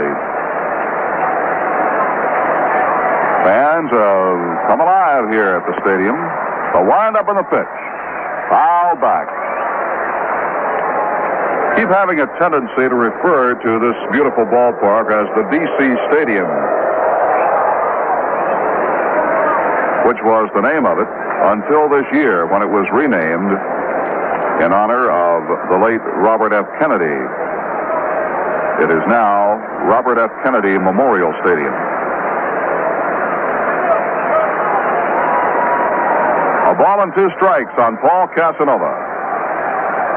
Stottlemyre, full windup. The kick, here's the pitch. Ground ball to third. Mercer has it. Fires on to first in time, and the side is retired. Mercer throws out Casanova, and for the Senators, no runs, a pair of hits. There were no Yankee errors, and the runners are left. At the end of 4, Yankees 8, Senators nothing. Bill Edwardson here, Monday through Friday at 7 in the morning and 1 in the afternoon on WGY, Schenectady, New York.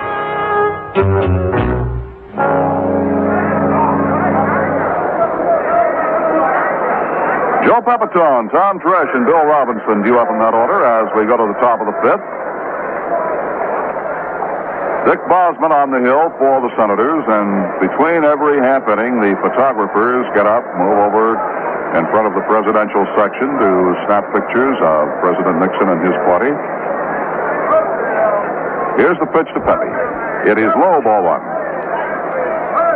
Pepitone flied to center in the second inning, then he doubled to right center field in the third.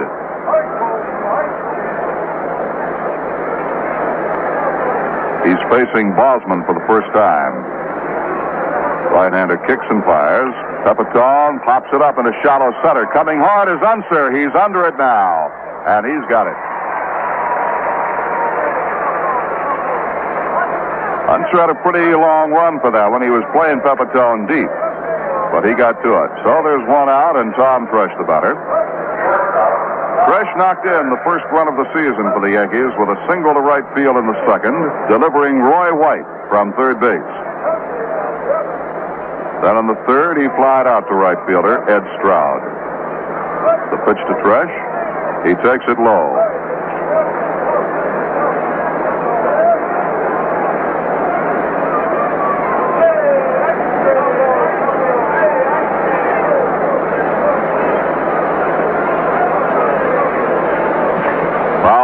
Bounced back behind the plate. Evens the count, a ball and a strike.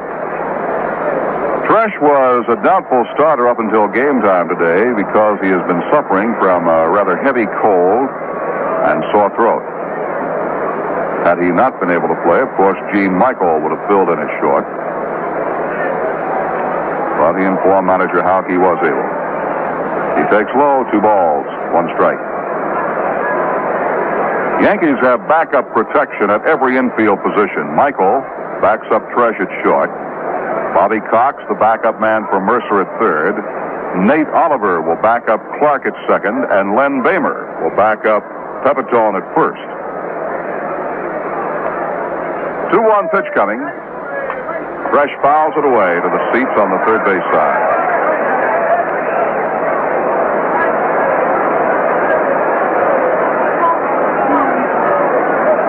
Michael can also play second, so can Cox. Bamer can play all around the infield. He's had experience at all 4 infield positions. And backing up the outfield, Dick Simpson and Billy Cowan. The other Yankee catcher, and not a backup man by any means, as he will share the duties with Gibbs this year, is Frank Fernandez. 2 balls, 2 strikes. The pitch to Tresh. Bouncer down the first baseline, fielded by Epstein behind the bag, makes the play unassisted, and there are 2 out.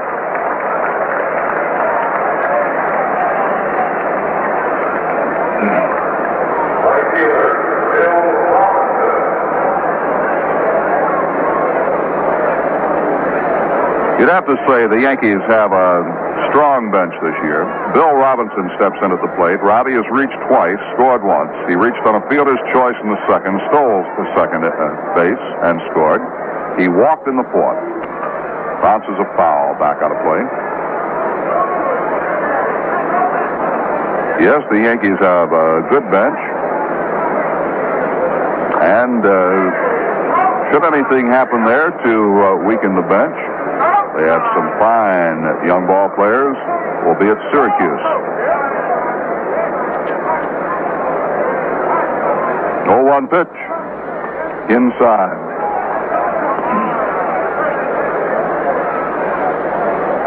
One ball, 1 strike. Think of outfielders. You have to think of Tommy Chopin. Had a very good spring. Young catcher, Thurman Munson. Tony Solita. Frank Baker, the shortstop. Pitch is high to Robinson. 2 balls and a strike. They are names to keep in mind. They'll, I'm sure, see action eventually at Yankee Stadium.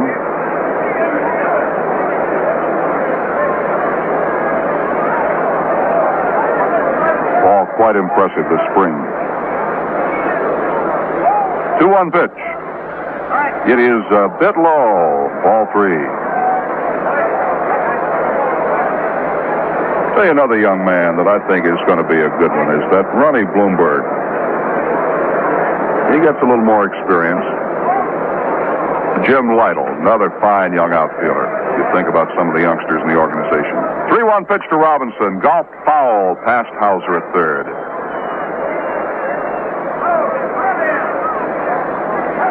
Tony Salita, we mentioned. Think about pitchers. Think of a John Cumberland. Tell you a left-hander that looked quite impressive. Was that Gary Jones? Didn't he? Yes, he did. They're all names to keep in mind.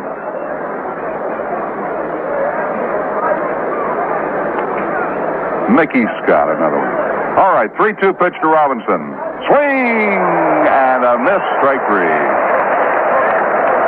That is the first strikeout by Washington pitching as the Yankees go down in order. Nothing across, and at the end of 4 1/2, the score, New York 8, Washington nothing.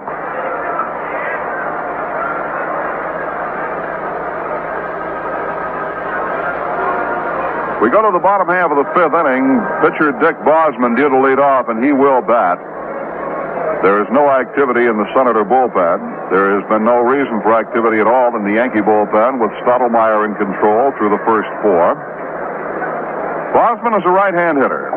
He'll be followed by Unser and then Stroud.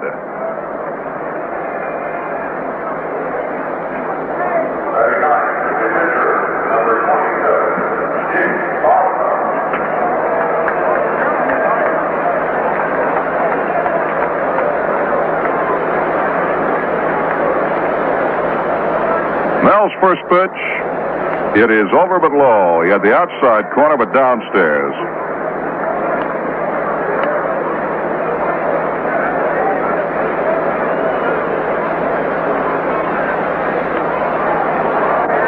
Next pitch misses, ball 2.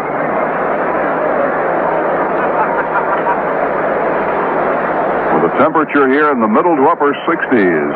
One of the finest opening days I can remember in a long time. And in New York today, temperature of 70, we're told. 2-0 pitch. Bosman takes low ball 3, and Stottlemyre's way behind on the pitcher, Dick Bosman.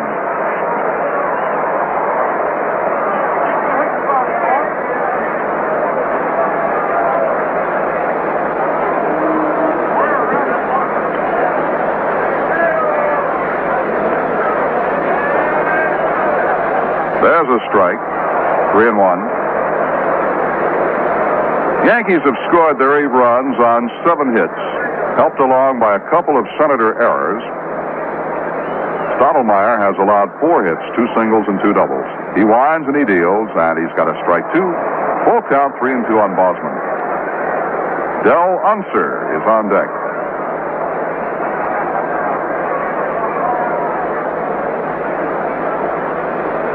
Crowd here in excess of 40,000. The pitch. Swung on and missed. He swung at a bad pitch and throws his bat down in disgust. That pitch was outside and low, and Bosman bit for it. For Mel Stottlemyre, second strikeout of the game. Big hand for Del Unser. He's going to be a favorite here in Washington. In this ball game, he's had 2 hits, a single and a double. He plays center field like a greyhound. He moves, and he's got a good arm. He takes a strike over the inside corner.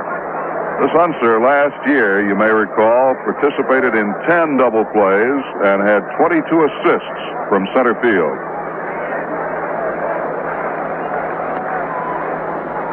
He lines this one. He's got his 3rd hit to left field.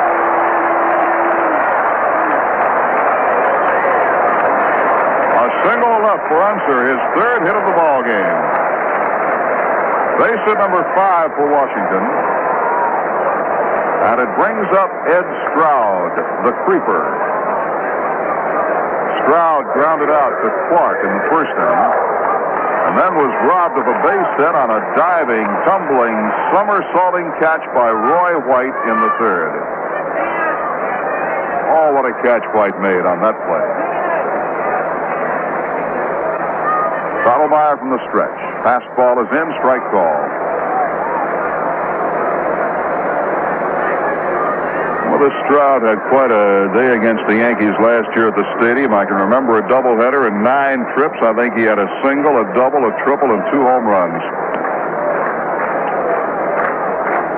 Next pitch to him. Line to the center field. Base hit. Unser turns second and now goes back. Kenny can't pick it up, but Unser had stopped at second. It's a single for Stroud, and the Senators have runners at first and second. Base hit number 6.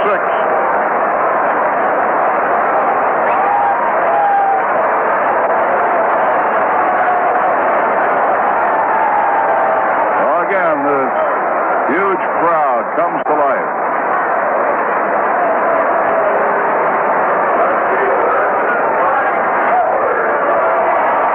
The batter is Frank Howard. Howard is grounded at third and fly to right. Stottlemyre looks back, checks the outfield defenses. He sees Kenny over toward the alley on the left side. White is deep and left. Robinson gives up the foul line and righties in right center and deep. Swing and a miss by Howard, strike one. Infield fades to the left. Fresh midway between second and third. Clark squeezed over toward the bag at second. The right side of the infield fairly well open. Pepitone knows back, and he can move well to his right should the occasion arise. Stottlemyre kicks and deals. Check swing and a strike 2. No balls, 2 strikes on Howard.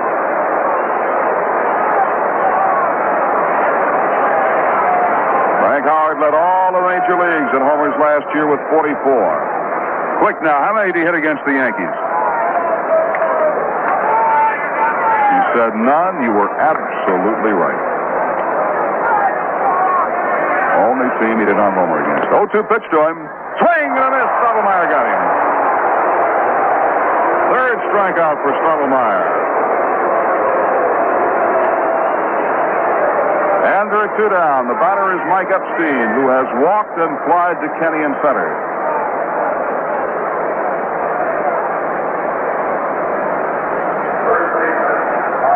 Fresh telling the outfield that there are 2 away. Just a reminder. The outfield plays straight away on Epstein. Kenny right up the middle in deep center. The set by Stottlemyre and the pitch. Check swing, it's low, ball 1. The Yankee outfield really does not play Epstein as a strict pull hitter. Bill Robinson still is well over toward the alley in right center field. He and Clark playing the same way to draw a straight line between them. The pitch. Low inside, dug up nicely by Gibbs. Shortstop Tresh is well over towards second base and deep. But Clark less than halfway between second and first. He favors the second base side of the infield. Set by Stottlemyre, 2-0 pitch to Epstein. Inside at the knees, ball 3. The only walk given up by Stottlemyre was to Epstein in the first inning. It was a semi-intentional walk. Mel had first base open and didn't want to give the left-hander too much to swing at, with the right-hander McMullen following. There's the set, 3-0 pitch. Strike call, caught the outside corner.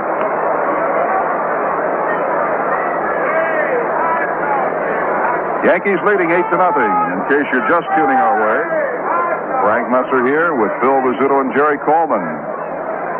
In Washington, the set by Stottlemyre, 3-1 pitch, lined, and it's past Tresh in the left center. Base hit, the Senators will score. Roy White's throw goes into second base, over Clark's head, but Pepitone backs him up with no harm done. And the Senators have scored on a single by Mike Epstein. A line drive, Tresh dove for it and couldn't get it. Tresh made a valiant try to preserve the shutout for his close friend, Mel Stottlemyre, but could not quite reach it. And that is the first run the Senators have scored on an opening day game since 1966, when Frank Howard hit a home run against Cleveland. They had been shut out on opening day for 25 and 2/3 innings. Lindy McDaniel gets up now in the Yankee bullpen. It's an 8-1 ball game. Ed Stroud now at third, Epstein at first. The batter is Ken McMullen, the third baseman.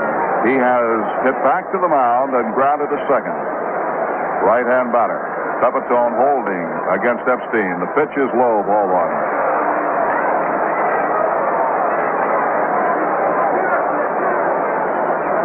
Senators now show 1 run on 7 hits. The Yankees have 8 runs on 7 hits.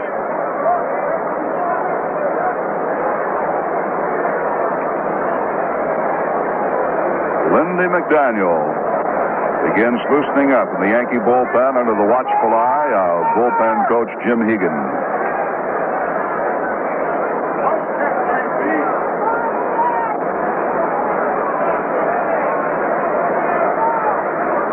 Runners at the corners, 2 down.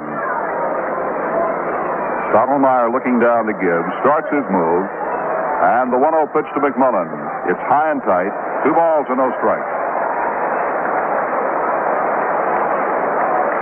On deck for the Senators is Tim Cullen, their second baseman.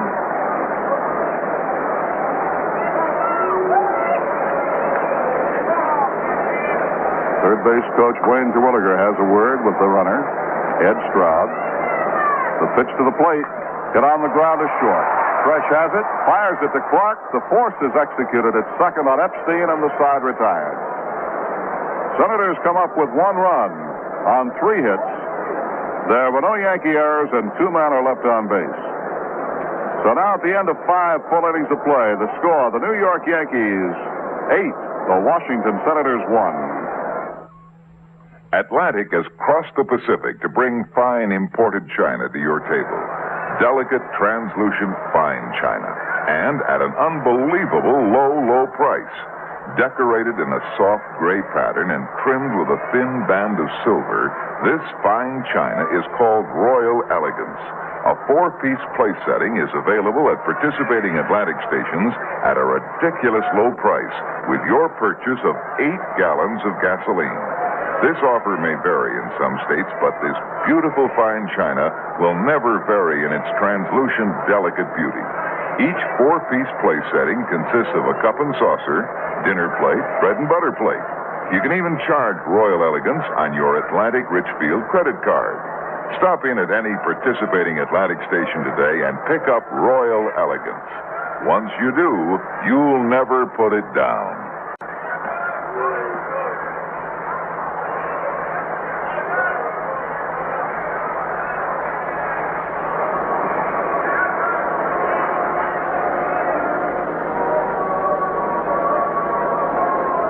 Jake Gibbs is set to lead off as we go to the 6th inning.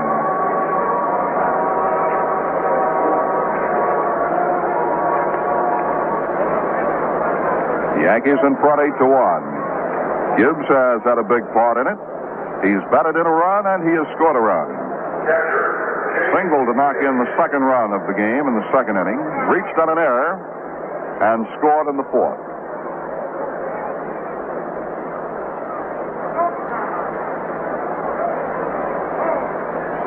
Dick Bosman winds and deals. Gibbs looks, and a strike called across at the letters.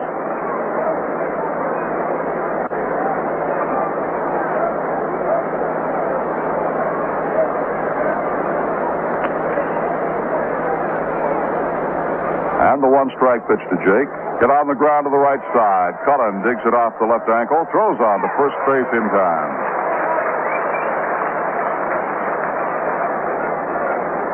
1 out, and Stottlemyre will bat.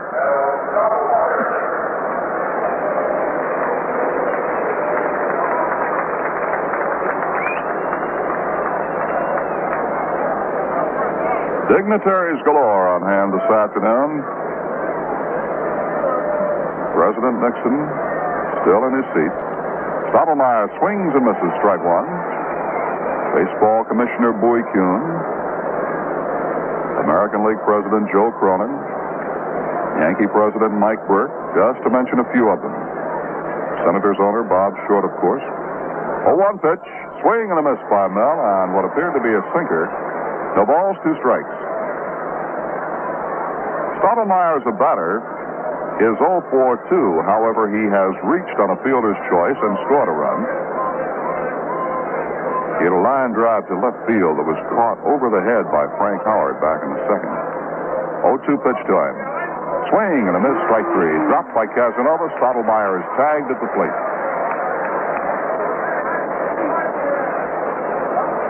Second strikeout for Bosman. Bosman now has retired everybody he has faced since coming on in relief of Humphreys in the 4th. He's retired 6 men. Second baseman Horace Clark knocked in a run with a single in the 4th inning, later scored run number 7 for the Yankees. The pitch to him, down low, ball 1. Clark is 1 for 3.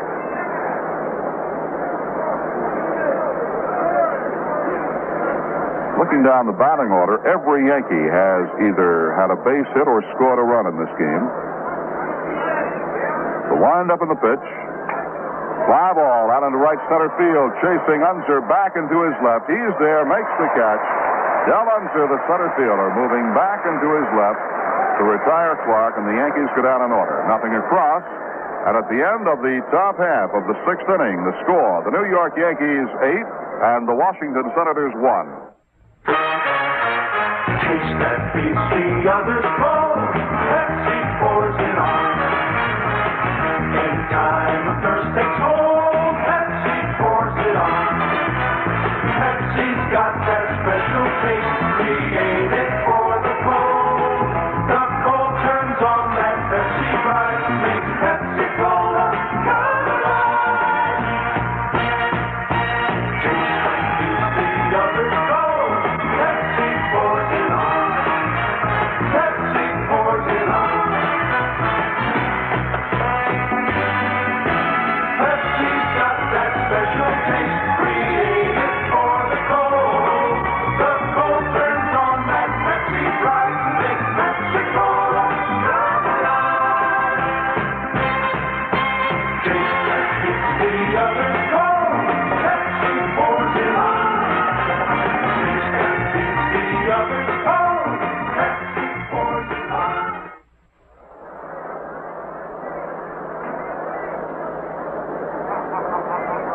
We have one change for the Yankees as we go to the bottom half of the 6th. Gene Michael replaces Tom Tresh at shortstop. Michael now at short, replacing Tresh. Gene Michael at short for the Yankees. Michael. Now, 2 very important dates to remember. A week from today, the welcome home luncheon in the grand ballroom of the Waldorf Astoria. We'll see you there at noon. All the Yankees will be there. And then a week from tomorrow, we'll see you at Yankee Stadium. And all the Yankees, you better believe me, will be there. Here's Tim Cullen to lead off the bottom half of the 6th. He's 1 for 2 in the ball game. Single to center his last time up. Right-hand hitter takes a strike, got the outside corner at the knees. White plays him fairly deep out in left field. Robinson gives up the foul line at right. Jerry Kenny in center. To his own right, our left. The pitch. And there's a line drive out into left center. It's going to drop in for the base hit. Jerry Kenny over to it, scoops it up on the ground, fires into second. And Tim Cullen has his second hit of the ball game, and for the Senators, base hit number 8.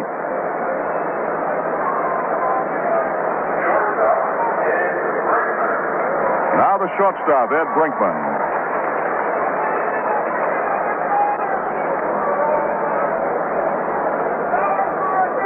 Casey Cox is up again on the Washington bullpen, right-hand pitcher. Brinkman 1 for 2. Takes ball 1. Brinkman struck out in the second, doubled in the 4th.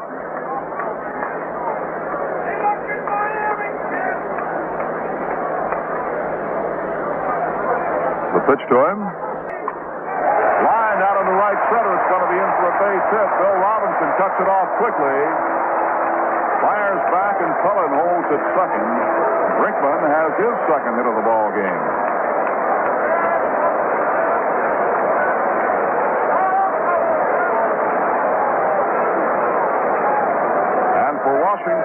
hit number 9.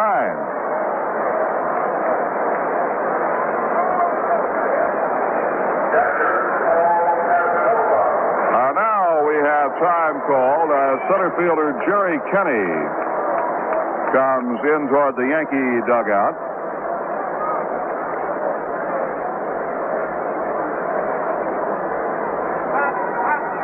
Jake Gibbs at the mound talking to Stottlemyre. Gary Holman has come out on deck for the Senators. Jerry Kenny, running in from center field, has disappeared into the Yankee dugout. Now he reappears and on the dead run heads back towards center field.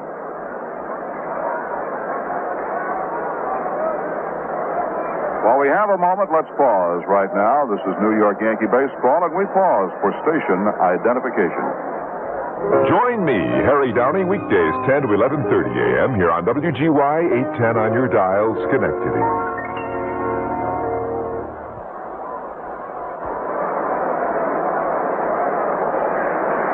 We're ready to go. Runners at first and second, nobody out. Casanova waiting. Stottlemyre off the stretch. Here's the pitch. He misses, ball 1.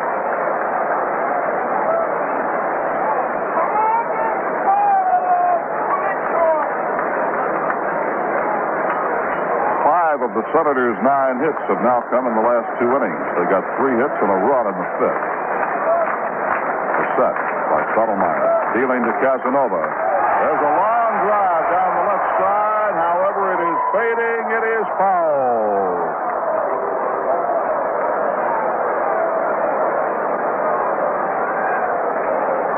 Lindy McDaniel throwing again in the Yankee bullpen.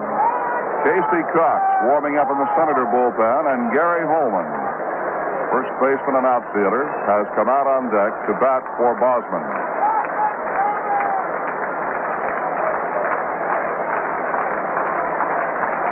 Stottlemyre takes the sign from Gibbs. Cullen and Brinkman lead away, and the pitch. High pop foul. Gibbs coming back toward the screen. He's got room. He is under it, and he's got it. And that's all for Casanova as he fouls out to catcher Jake Gibbs, 1 down. And we'll have Gary Holman batting for Bosman.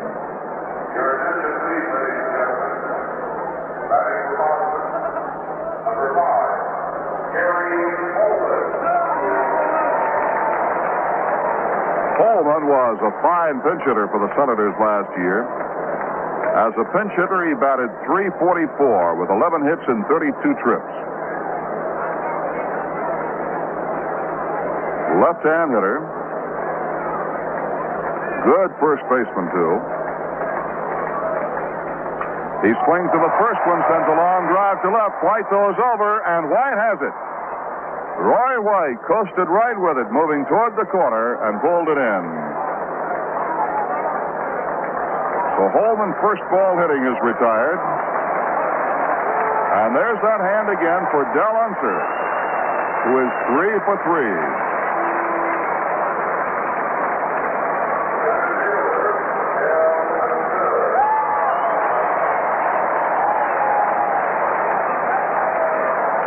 Two singles and a double for Unser. He scored the only run for Washington. He's up with runners at first and second, 2 outs, and the pitch is just off the outside corner, ball 1.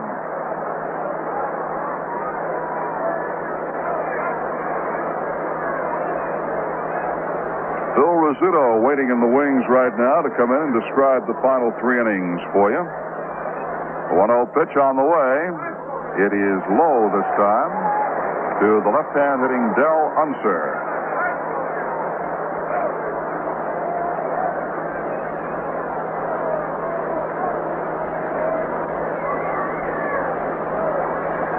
Unser bats and throws left-handed. He chokes up about 2 or 3 inches on the bat handle now, waiting. 2-0 pitch. Swung on and looped foul to the seats off the third base side. 2 balls and a strike.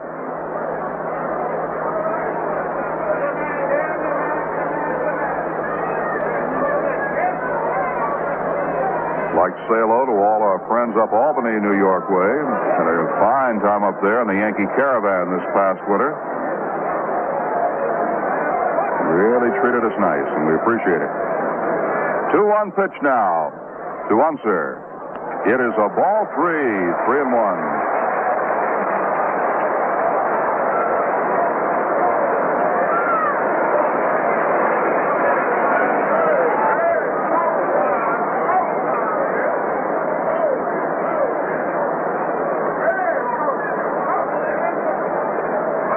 At second, Brinkman at first, 2 outs. The set by Stottlemyre and the pitch hit on the ground toward Clark. He's got it, flips it to Michael. Force play at second on Brinkman, and the side is retired. So Unser is retired for the first time in this game, and for the Senators in the bottom half of the 6th inning. No runs, despite 2 base hits. There were no Yankee errors, and 2 men are left on. At the end of 6 full innings, the score, the Yankees 8 and the Senators 1. Totals on this ball game right now. For the Yankees, 8 runs, 7 hits, no errors. And for the Senators, 1 run, 9 hits, and 2 errors. The Senators have had the opportunities. They have left so far 9 men on base. The Yankees have left 2 on base. Pasquale started for the Senators, gave up 4 runs on 5 hits. Humphreys gave up 4 runs on 2 hits. Stottlemyre has allowed the Senators 1 run on 9 hits. Mel has struck out 3 and he has walked 1. Casey Cox coming in. Right-hander Casey Cox will be the new pitcher. And looking quickly at the scoreboard, the Dodgers have moved in front of the Reds 3-2 at the end of 2.5.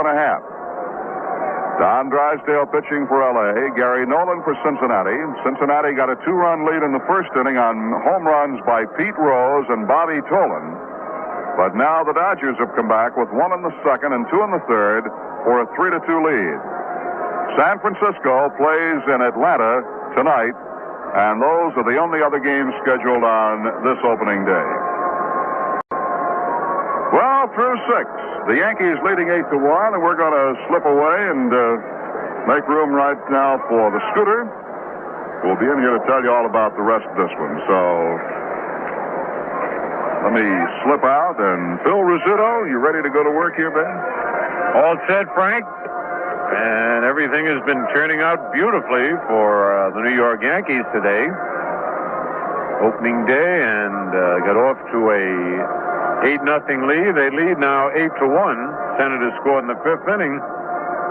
But the Yankees have shown what we've been telling you all spring with their hustle, their speed on the bases, and a little surprising, the long ball from 2 fellas you don't really expect it from, Jerry Kenney and Bobby Mercer, who had back-to-back home runs in the 3rd inning.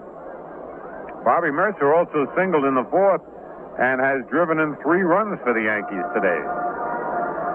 Joseph Casey Cox, he likes to go by the nickname of Casey. He's a big fella, 6 feet 5 inches tall, 200 pounds. And he'll be pitching to Jerry Kenney. Jerry lined hard to center field his first time up. Lined a homer into the right field bleachers against the scoreboard, actually not in the bleachers. And then popped to third base in the 4th inning. Sun shining brightly. We couldn't ask for a better day today in the nation's capital. Full house. Casey Cox, the first pitch to Kenny is low, ball 1. Ken McMullen playing very shallow at third base. So is Brinkman at shortstop. Kenny with that good speed. Pitch by Cox. It's outside and high, ball 2. 2-0.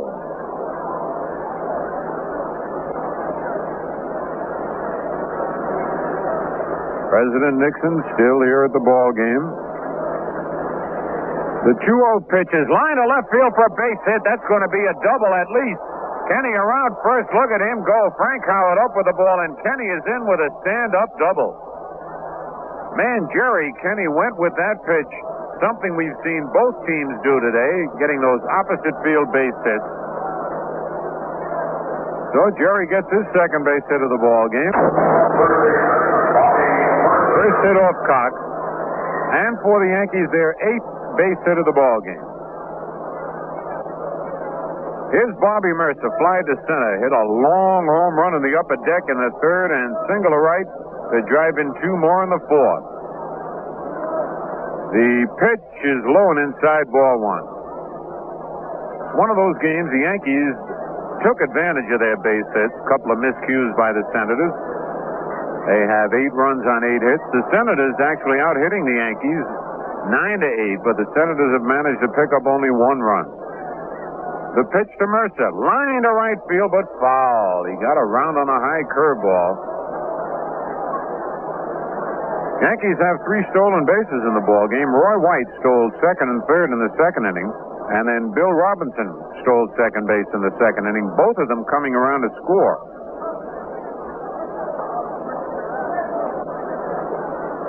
On deck is Roy White. Stretch by Casey Cox. His pitch is fouled to our left and out of play, just below the battery of cameramen we have in the booth next to us. Boy, I tell you, they really got him. They got him all over the ballpark. Vince Lombardi is here today. He's always been a great baseball fan. Remember when he was mentioned as a possible candidate for commissioner of baseball, he was very excited. The pitch, swing and a miss. He went after a high outside curveball. So Bobby Mercer is struck out. And the batter now, Roy White. Roy 0 for 2. Walked in the second, bounced to second in the third, and popped to second in the fourth.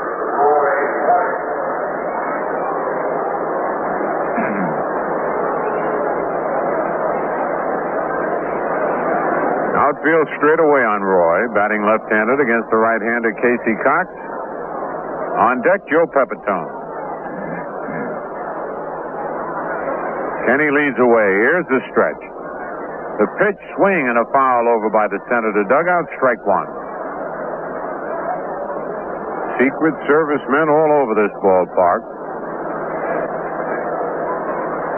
Maybe that one Secret Service man has not seen one play in the ball game. He's sitting right in back of the Senator dugout with his back to the field, just scouting the stands, keeping an eye out. Cox ready again. The pitch low and outside, 1-1.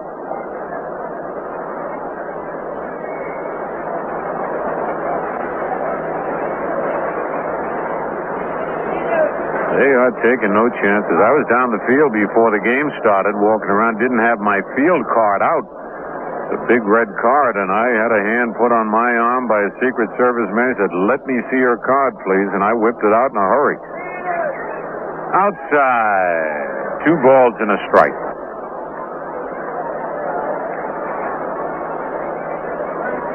Yankees 8, Senators 1, top of the 7th.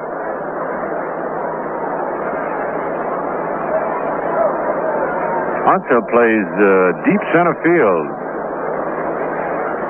here at the stadium. Stretch by Cox. His pitch is foul down the left field line. That'll go into the seats and out of play. Well back in the crowd. Count is even on Roy White, 2-2.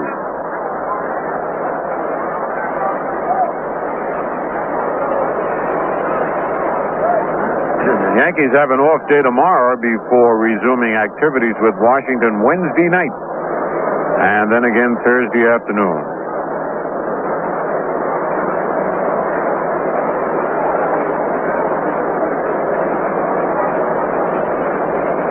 All right, Cox gets the sign from Casanova. Checks Kenny at second base. Kicks, delivers, is fouled again, almost in the same spot, and the crowd down the left field line.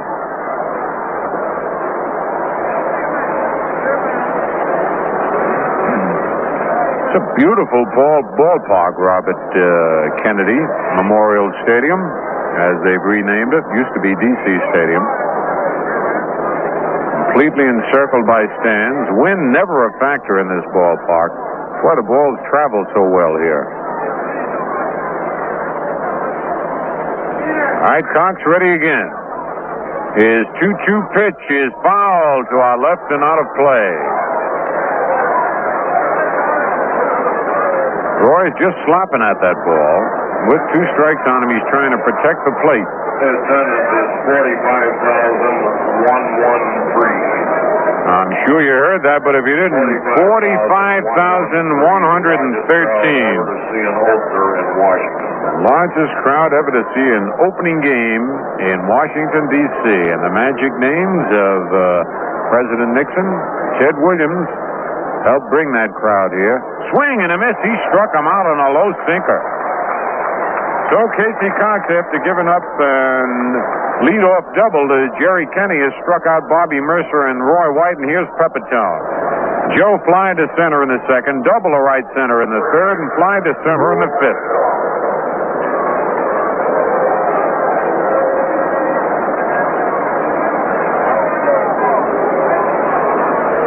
Two men are out. The room was sold. The reason for the overcapacity of the normal seating capacity of the ballpark is the fact that football seats were used on the lower level back of the baseball seats.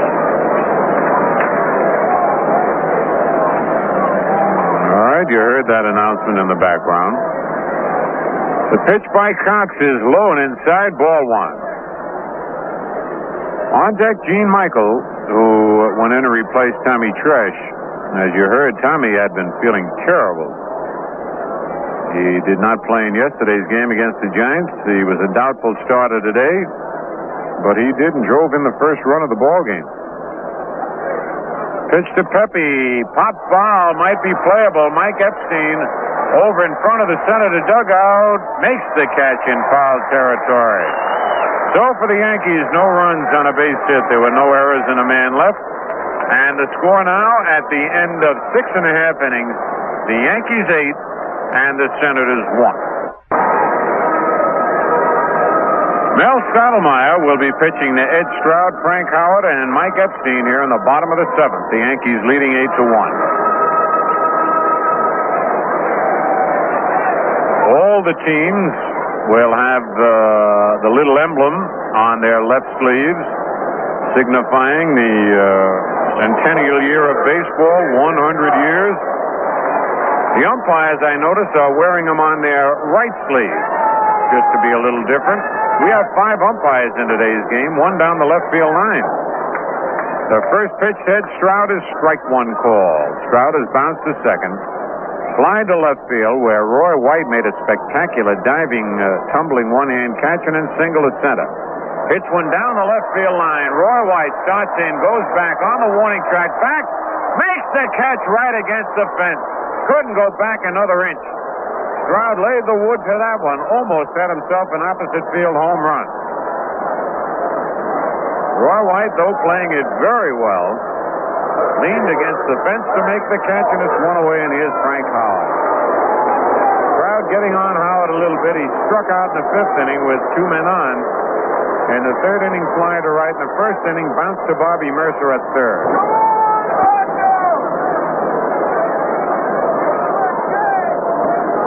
Fans in the sunshine really enjoying this shirt sleeve weather. Sidearm curve, bounce to short. Michael is there, up with it. Fires to first in time. Frank Howard's retired. And it's 2 away. That brings up Mike Epstein, who has driven in the only run for the Senators, with a single to left center field in the 5th inning. He's also fly to center and walk. So Mike is 1 for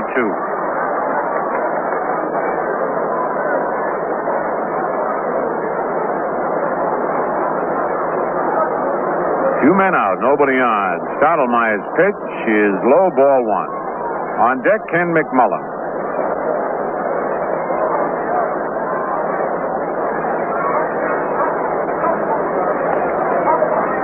The curve, swing and a miss. Strike 1, 1-1. Mike was swinging for the fences on that one.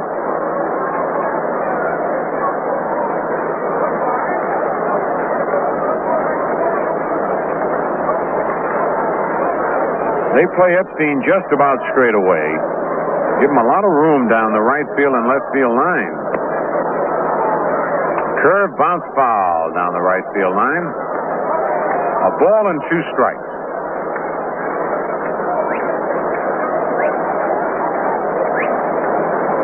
Kind of unusual the way they bunch Epstein towards center field. A left-hand batter, Bill Robinson, is well over in right center. And Roy White well over in left center. And there's a bounce to Stottlemyre. He one-hands it. Easy toss to Pepitone for the out, and Stottlemyre has a 1-2-3 inning.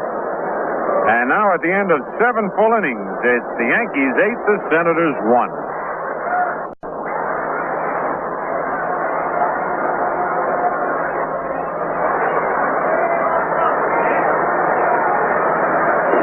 Ready for the top of the 8th inning. Yankees leading 8-1 in the opening game of the season. Gene Michael up for his first time. As we told you, he's filling in for Tommy Tresh.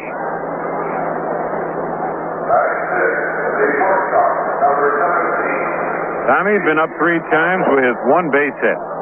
Gene, a switch hitter, batting left-handed.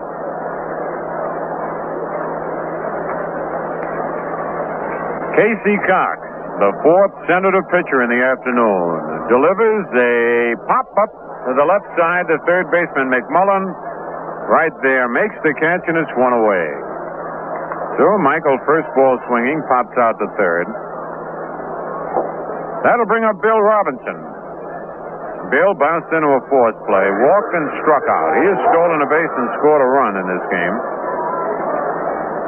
Yankees have 3 stolen bases.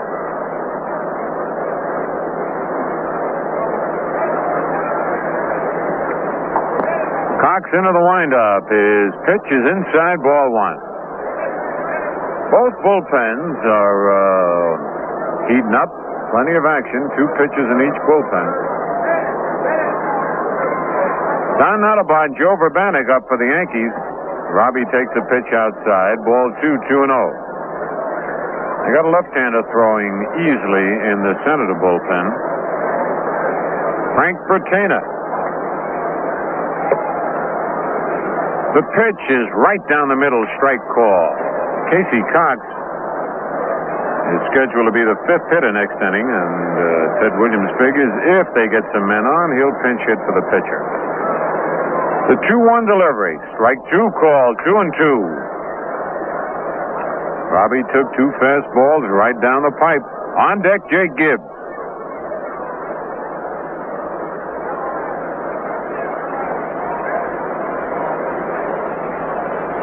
The 2-2 pitch, a bouncer slowly hit the short. Bregman will have to hurry up with it. Fires to first in time to get Robinson by his stride. 2 away. And it brings up Gibbs. Jake single to left in the 2nd inning. Reached on an error in the 4th and bounced to second base in the 6th.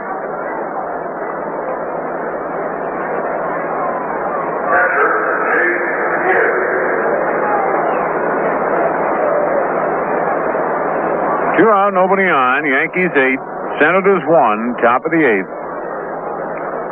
The Mets open tomorrow against the new Montreal Expos at Shea Stadium. Jake takes a strike.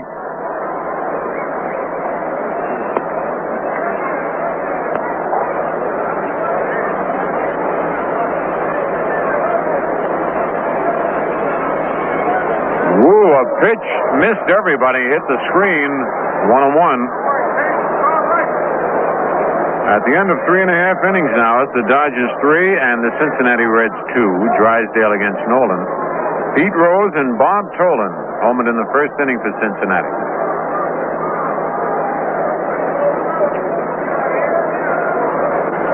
The 1-1 delivery.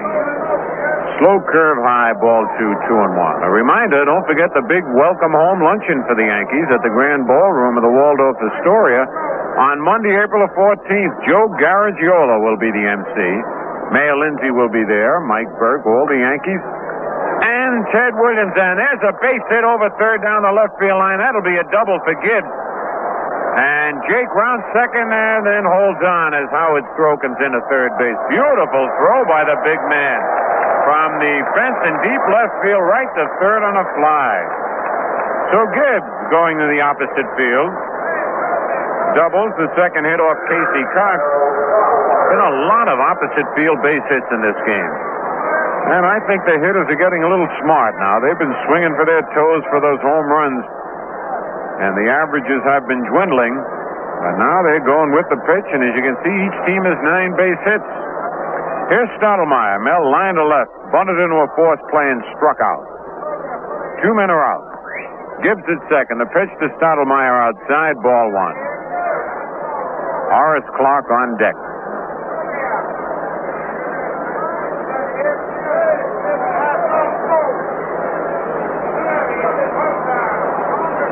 Again, the right-hander ready.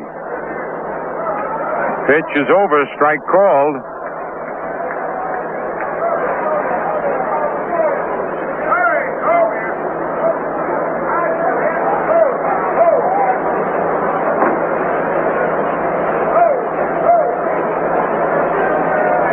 Ready for the 1-1 pitch. Swing and a foul back upstairs out of play.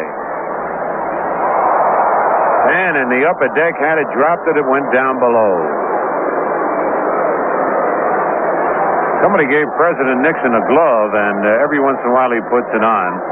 He's been happy as a young boy watching this ball game, smiling, talking to everybody. Really having a picnic.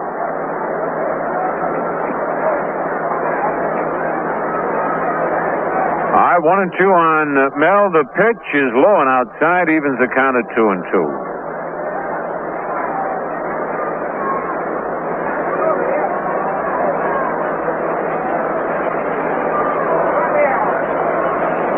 Jake Gibbs, good size lead off second base. They're not trying to hold him too close.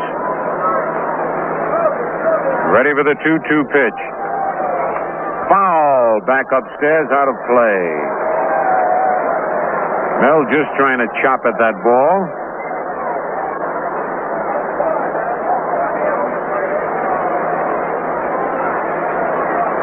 Yankees are going to have a real interesting team this year. They keep getting the good pitching with the speed they've got. It'll make a lot of teams worry. Again, the 2-2 pitch. Low and outside, it's a full count.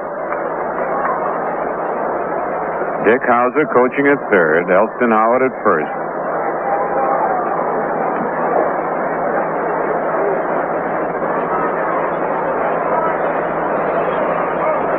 Cox shakes off one time. Now he's got the one he likes. Checks Gibbs at second. His pitch, low, ball 4. Stottlemyre works his way on with a base on ball. That's first walk given up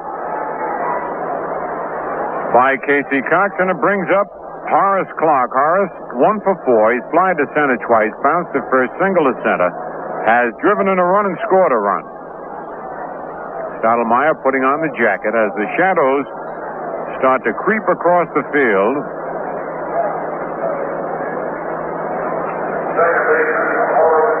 Beautiful ballpark. It's 335 down each line, 378 in right center, 381 in left center, and 410 to straightaway center. Tremendous long scoreboard. Runs from the right field foul line almost out to center field. Runners at first and second, 2 out. Pitch to Clark, low, ball 1.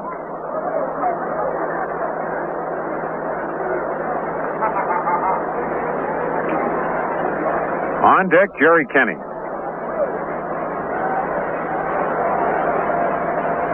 Runners lead off first and second. Cox delivers, hits as bad as he tries to check, and right into the stands. And boy, I'd hit a kid right in the hands. He was just getting ready, it looked like, to take a picture. Didn't have time, but he's lucky that it hit him in the hand.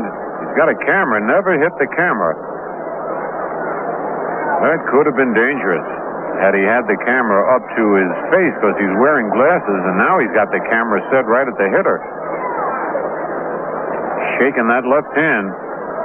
The pitch is high, ball 2, 2-1.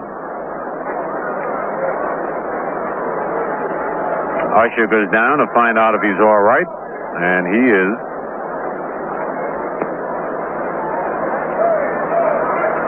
You got to be on your toes when you're sitting in those box seats down around the railing.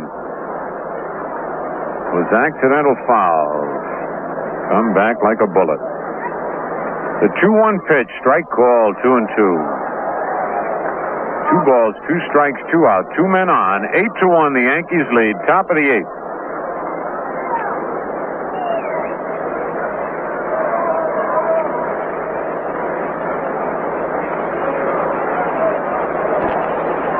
Clark digging in at the plate. Stretch by Cox. His pitch, swing and a miss. He struck him out. And that's strikeout number 3 for Casey Cox. For the Yankees, no runs, 1 base hit, no errors, and 2 men left. And the score now at the end of 7.5. The Yankees 8, the Senators 1. Ken McMullen leads it off for Washington as they trail 8-1 here in the bottom of the 8th. McMullen 0 for 3, hit to the box, bounced to second, and bounced to short. Mel Stottlemyre has been in there all the way. His curve is over, strike call.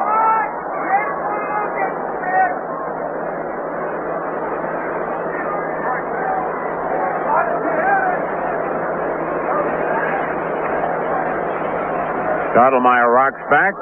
Curve, bounce to third base, foul. Bobby Mercer up with it, throws to first. Would have been in plenty of time, but it's a foul ball. McMullen comes back. Fans are having a lot of fun at this game, and we want to remind you fans not to forget the big fun days at Yankee Stadium this season. There's Cap Day on May the 3rd, Ball Day on May 25th, and Bat Day on June 15th. 3 real big fun days at the stadium. 0-2 on McMullen. Pitch is in there. Strike 3 called. McMullen caught looking. Stottlemyre picks up his 4th strikeout of the ball game. And the batter, Tim Cullen. Cullen's 2 for 3. Bounced to third in the second, and then single to center in the 4th and 6th innings.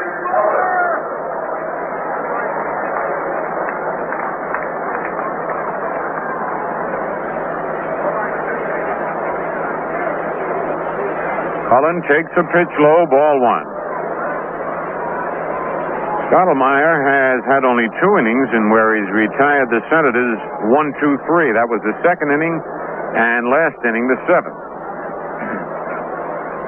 His pitch is line to left field, a base hit. Cullen's 3rd base hit of the ball game. He and Unser now have 3 hits apiece. And that's the 10th hit off Mel Stottlemyre. Here's Ed Brinkman, who has 2 base hits. Struck out in the 2nd, double to left in the 4th, singled to right center field in the 6th.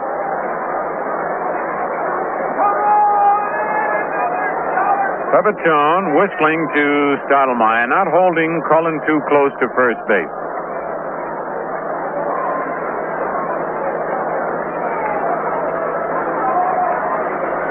Stretch by Stottlemyre. The pitch is low, ball 1. We told you Unser has 3 base hits. Cullen has 3 base hits. Brinkman has 2. And all 3 of those hitters choke well up on the bat. Just meeting that ball.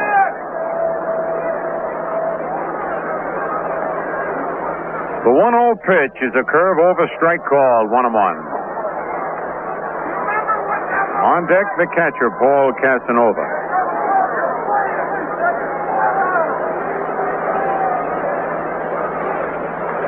Cullen leads away. Stottlemyre delivers ground ball, hit slowly to second. Clark has to go to first base in time to get Brinkman. Moving to second base is Cullen. And that ball was hit right off the end of the bat, had a lot of English on it, was really twisting and squirming. But Clark stayed with it. Here's Casanova, 0 for 3. Hit to the box, bounce to third, foul to the catcher. Now Mel looks in for the sign from Jake Gibbs. Here's the stretch. The pitch lined up the middle. There's a base hit. It's going to score a run. Cullen rounds third. He comes in to score. And it's an 8-2 ball game as Casanova drilled one up the middle. And the batter now, Bernie Allen, pinch hitting for Casey Cox.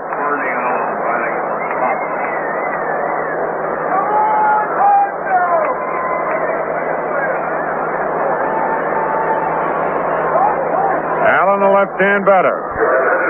11 hits now for the Senators, only 2 runs. Yankees have 9 hits and 8 runs.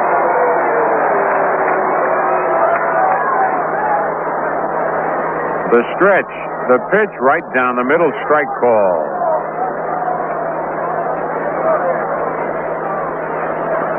Frank Bertena, the left-hander, loosening up for the Senators, and Lindy McDaniel in the Yankee bullpen. Pitch is bounce foul. Nellie Fox to his left has it. 0-2 the count. Nellie flips it to Pepitone, who fires it back to Stottlemyre. On deck, Del Unser.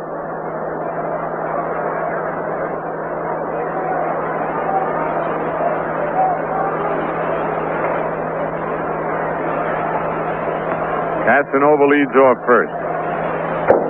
Pitch is lined, a base hit to right field. Stopping at second base, Casanova. And that's the 12th hit for the Washington Senators. Bernie Allen coming through with a pinch hit single, and here's that dangerous man, Del Unser. Unser is single to center, double to left, and single to left. He has also bounced to second base. Little left-hand batter. 12 base hits. Kind of games that Eddie Lopad used to pitch for the Yankees. A lot of base hits, very, very few runs. Stretch by Stottlemyre. The pitch bounced to the second base. Clark right there. Big hop. Flips to Pepitone in time. And the Senators in the bottom of the 8th pick up a run on 3 base hits. No Yankee errors, 2 men left. And the score at the end of 8 full innings, the Yankees 8 and the Senators 2.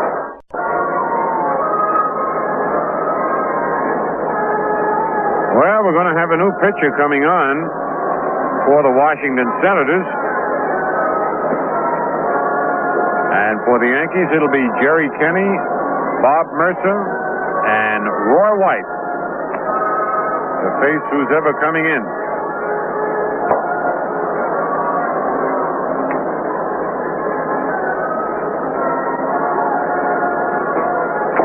Bernie Allen, who pinch hit, remains in the game at third base. Bernie Allen at third, Higgins pitching. And Dennis Higgins is coming in to do the pitching.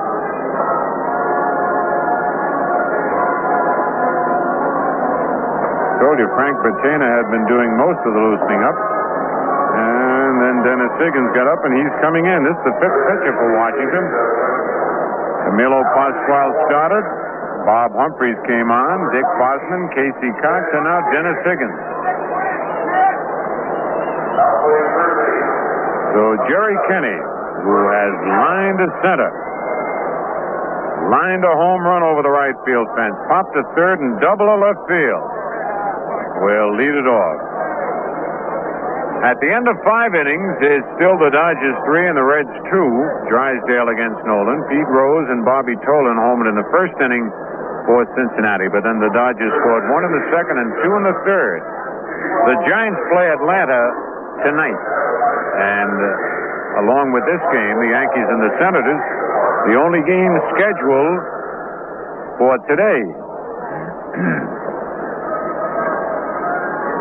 Well, let's see what's happening here. President Nixon is standing up. I don't know whether he's leaving or not. Mr. Short is standing up, calling Mrs. Short over. They have 7 children, the Shorts. And Mr. Short is the owner of the Washington Senators. He's bringing his family over to meet President Nixon, and this will be a thrill. There they go, traipsing over. The first pitch to Jerry Kenny is ball one from Dennis Higgins. Yankees lead 8-2, top of the ninth.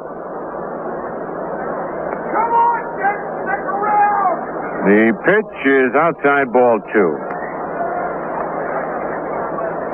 And I'm informed it's traipsing over, not traipsing over.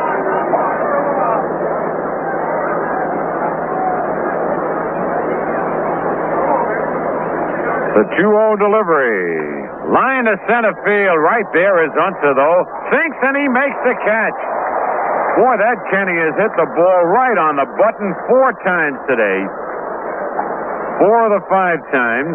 The other time he popped the third and has 2 base hits to show, but he has been hitting the ball solidly. Here's Bobby Mercer, who's 2 for 4. Bobby fly to center, home it in the upper deck in right field, single to right to drive in 2 more in the 4th, and struck out in the 7th.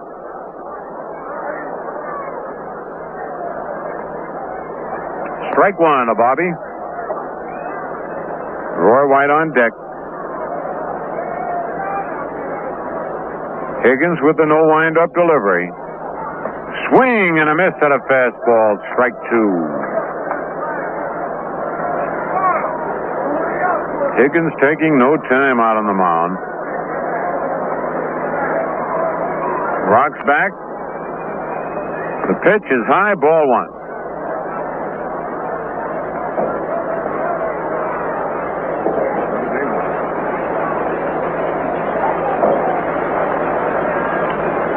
One out, nobody on. We're in the 9th inning.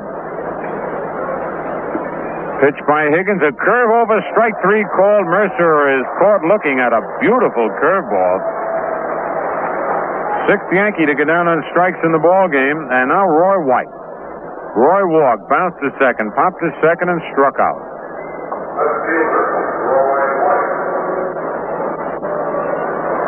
Yankees lead 8-2. Pepitone on deck.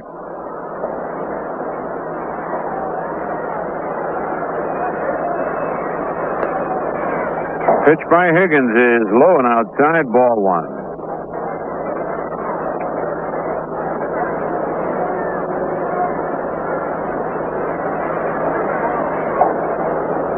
Higgins rocks back, kicks, delivers a foul just below it.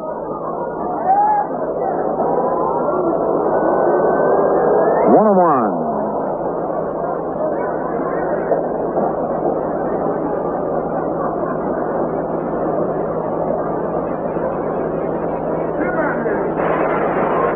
Here's the windup. The pitch is low, ball 2, 2-1. 2 out, nobody on.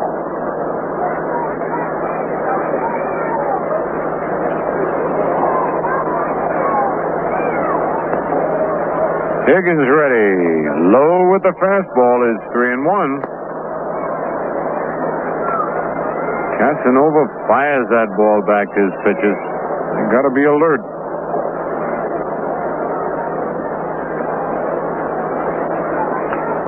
Roy White choking up on the bat slightly. Batting left-handed against Dennis Higgins. Here's the 3-1 pitch. Foul over towards the center of the dugout. Full count. Elston Howard chasing it down. Good to see Ellie back in the Yankee uniform, coaching at first. Dick Hauser, of course, the coach at third. Frank Crissetti, we'll see him when Seattle comes into town. And now the payoff pitch. Ground ball hit to short. Brinkman has it. Fires in time to get Roy White. So the Yankees are down in order here in the top of the 9th inning. And at the end of 8.5 innings, the Yankees 8, the Senators 2. I've got a tractor here that's all brand new this year. It'll do your work while you just steer. Here's a riding mower, it's a real sweet goer. Bring along your wife, we'd love to show her. And please keep in mind the ones you walk behind. Better rotary mowers you'll never find. See 'em all, see 'em all, see 'em all, see 'em all at your Alice Chalmers Auto Products dealer. This season, there's something really new in riding mowers. The Scamper. Push the control stick forward and go. Pull it back, you're in reverse. No clutching, no stopping. Spin around trees. Whip along flower beds. With the Scamper riding mower's new automatic drive, you're really in command. Give it a whirl soon at your Alice Chalmers Outdoor Products dealer. And while you're there, see 'em all. Rotary mowers, Riding mowers, lawn and garden tractors, at your Alice Chalmers Auto Products dealer.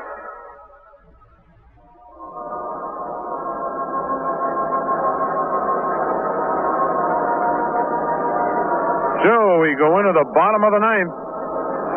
Stottlemyre has Ed Stroud, Frank Howard, and Mike Epstein to cope with the Yankees leading 8-2. Lindy McDaniel continues to throw in the Yankee bullpen, and Frank Patena, the left-hander, in the Senator bullpen. Ed Stroud, 1 for 4 on the day, bounced to second, fly to left, single to center, and then fly to left again.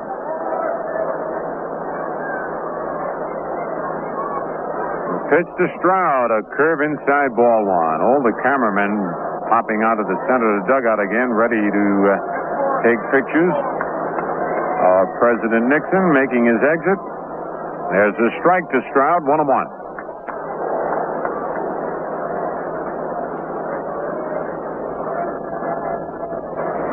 I know he's still there, Sandy, but you weren't listening. I said they're getting ready to take his picture when he makes his exit. Bouncing ball in the hole, base hit to left field.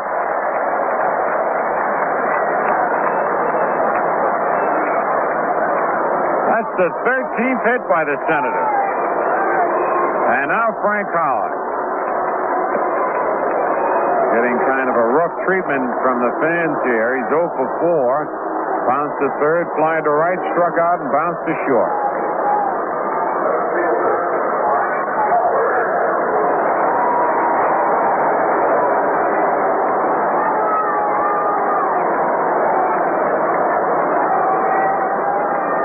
Stottlemyre stretches, pitch to Howard, swing and a miss. Strike one. This big fella doesn't have to swing hard to hit him out of the park. Gene Michael wanted to say something to Horace Clark. Horace ran over, got the words of wisdom, runs back. Stroud at first with nobody out in the bottom of the ninth. Yankees lead 8-2. Stottlemyre sets. His pitch is low and away, 1-1. Mike Epstein on deck.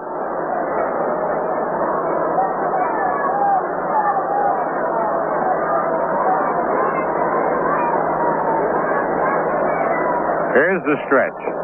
Pitch is hit deep to center. This one's gone. A line drive over the center field fence. Oh, holy cow, did he hit that one. He picked on a low sinker. That ball didn't get over 10 feet high all the way out. Kenny went back to the wall, couldn't reach it. It hit the center field wall. A line drive home run for the big man. And he has suddenly changed those boos to cheers, a standing ovation for big Frank Howard on as hard a home run ball as you'll ever see. A low line drive. That's the kind they talk about that Babe Ruth supposedly hit. A line drive went through the pitcher's legs, and by the time it stopped rising, it was over the fence. But that one could almost have done it. What a shot that was. Suddenly it's an 8-4 ball game. 14 hits now. The batter Mike Epstein, who is 1 for 3, a walk and a single. Foul down the third base line, 1-1.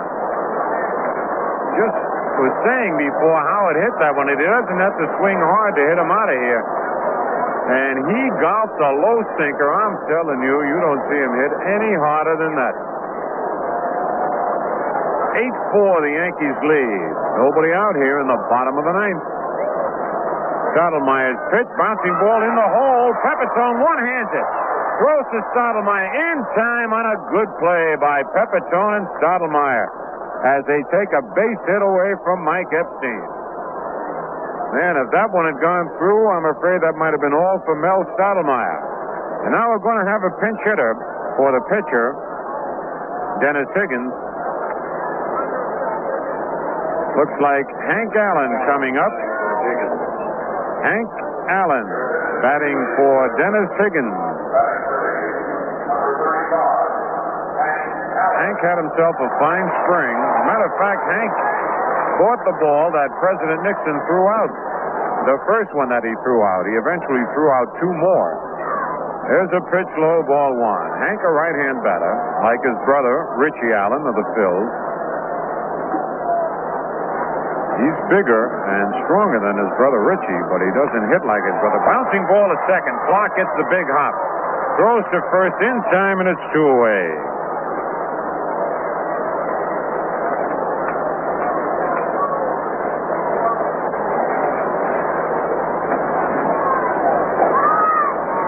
Two out, nobody on. The batter, Tim Cullen, who is 3 for 4. He bounced to third in the second inning, then had 3 straight singles his next 3 times up. Twice to center, 1 to left.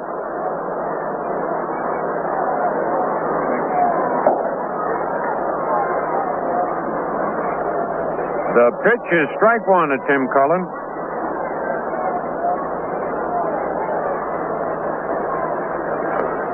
Stottlemyre's next pitch is low, 1-1. 2 out, nobody on, 8-4, the Yankees lead. Well, I tell you, these Senator fans shouldn't be too disappointed, even though they're trailing 8-4. Foul back, 1 ball, 2 strikes. Their team has come up with 14 base hits. That's an indication that they've learned something from Ted Williams. And if they hit like this all year, they're going to win a lot of ball games. And by the same token, the Yankee fans should take heart, making their hits count. Curve is low, evens the count at 2-2. You get 9 hits and 8 runs, you're really hitting in the clutch. 2 balls, 2 strikes, 2 out. Pitch by Stottlemyre. Just outside. Man, that was close. I don't know how he laid off that one. Full count, 3-2.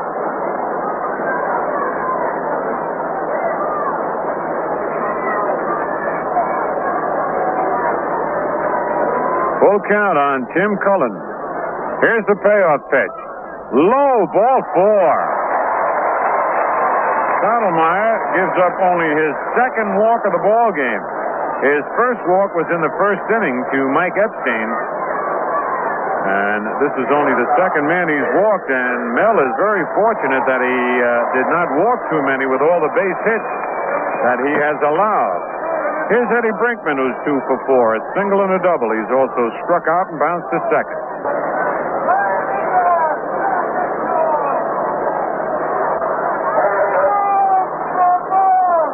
All right, Mel looks in for the sign. Here's the stretch. The runner goes. The pitch is hit deep to left center field. Roy White back there. He's there. Makes the catch. And that ends the ball game. But the Senators pick up 2 runs. On 2 hits, no Yankee errors, a man left, and the final score of the game, the Yankees 8, the Senators 4. And now this is Bill Rizzuto speaking for Jerry Coleman and Frank Messer, saying so long from Robert F. Kennedy Stadium in Washington, D.C.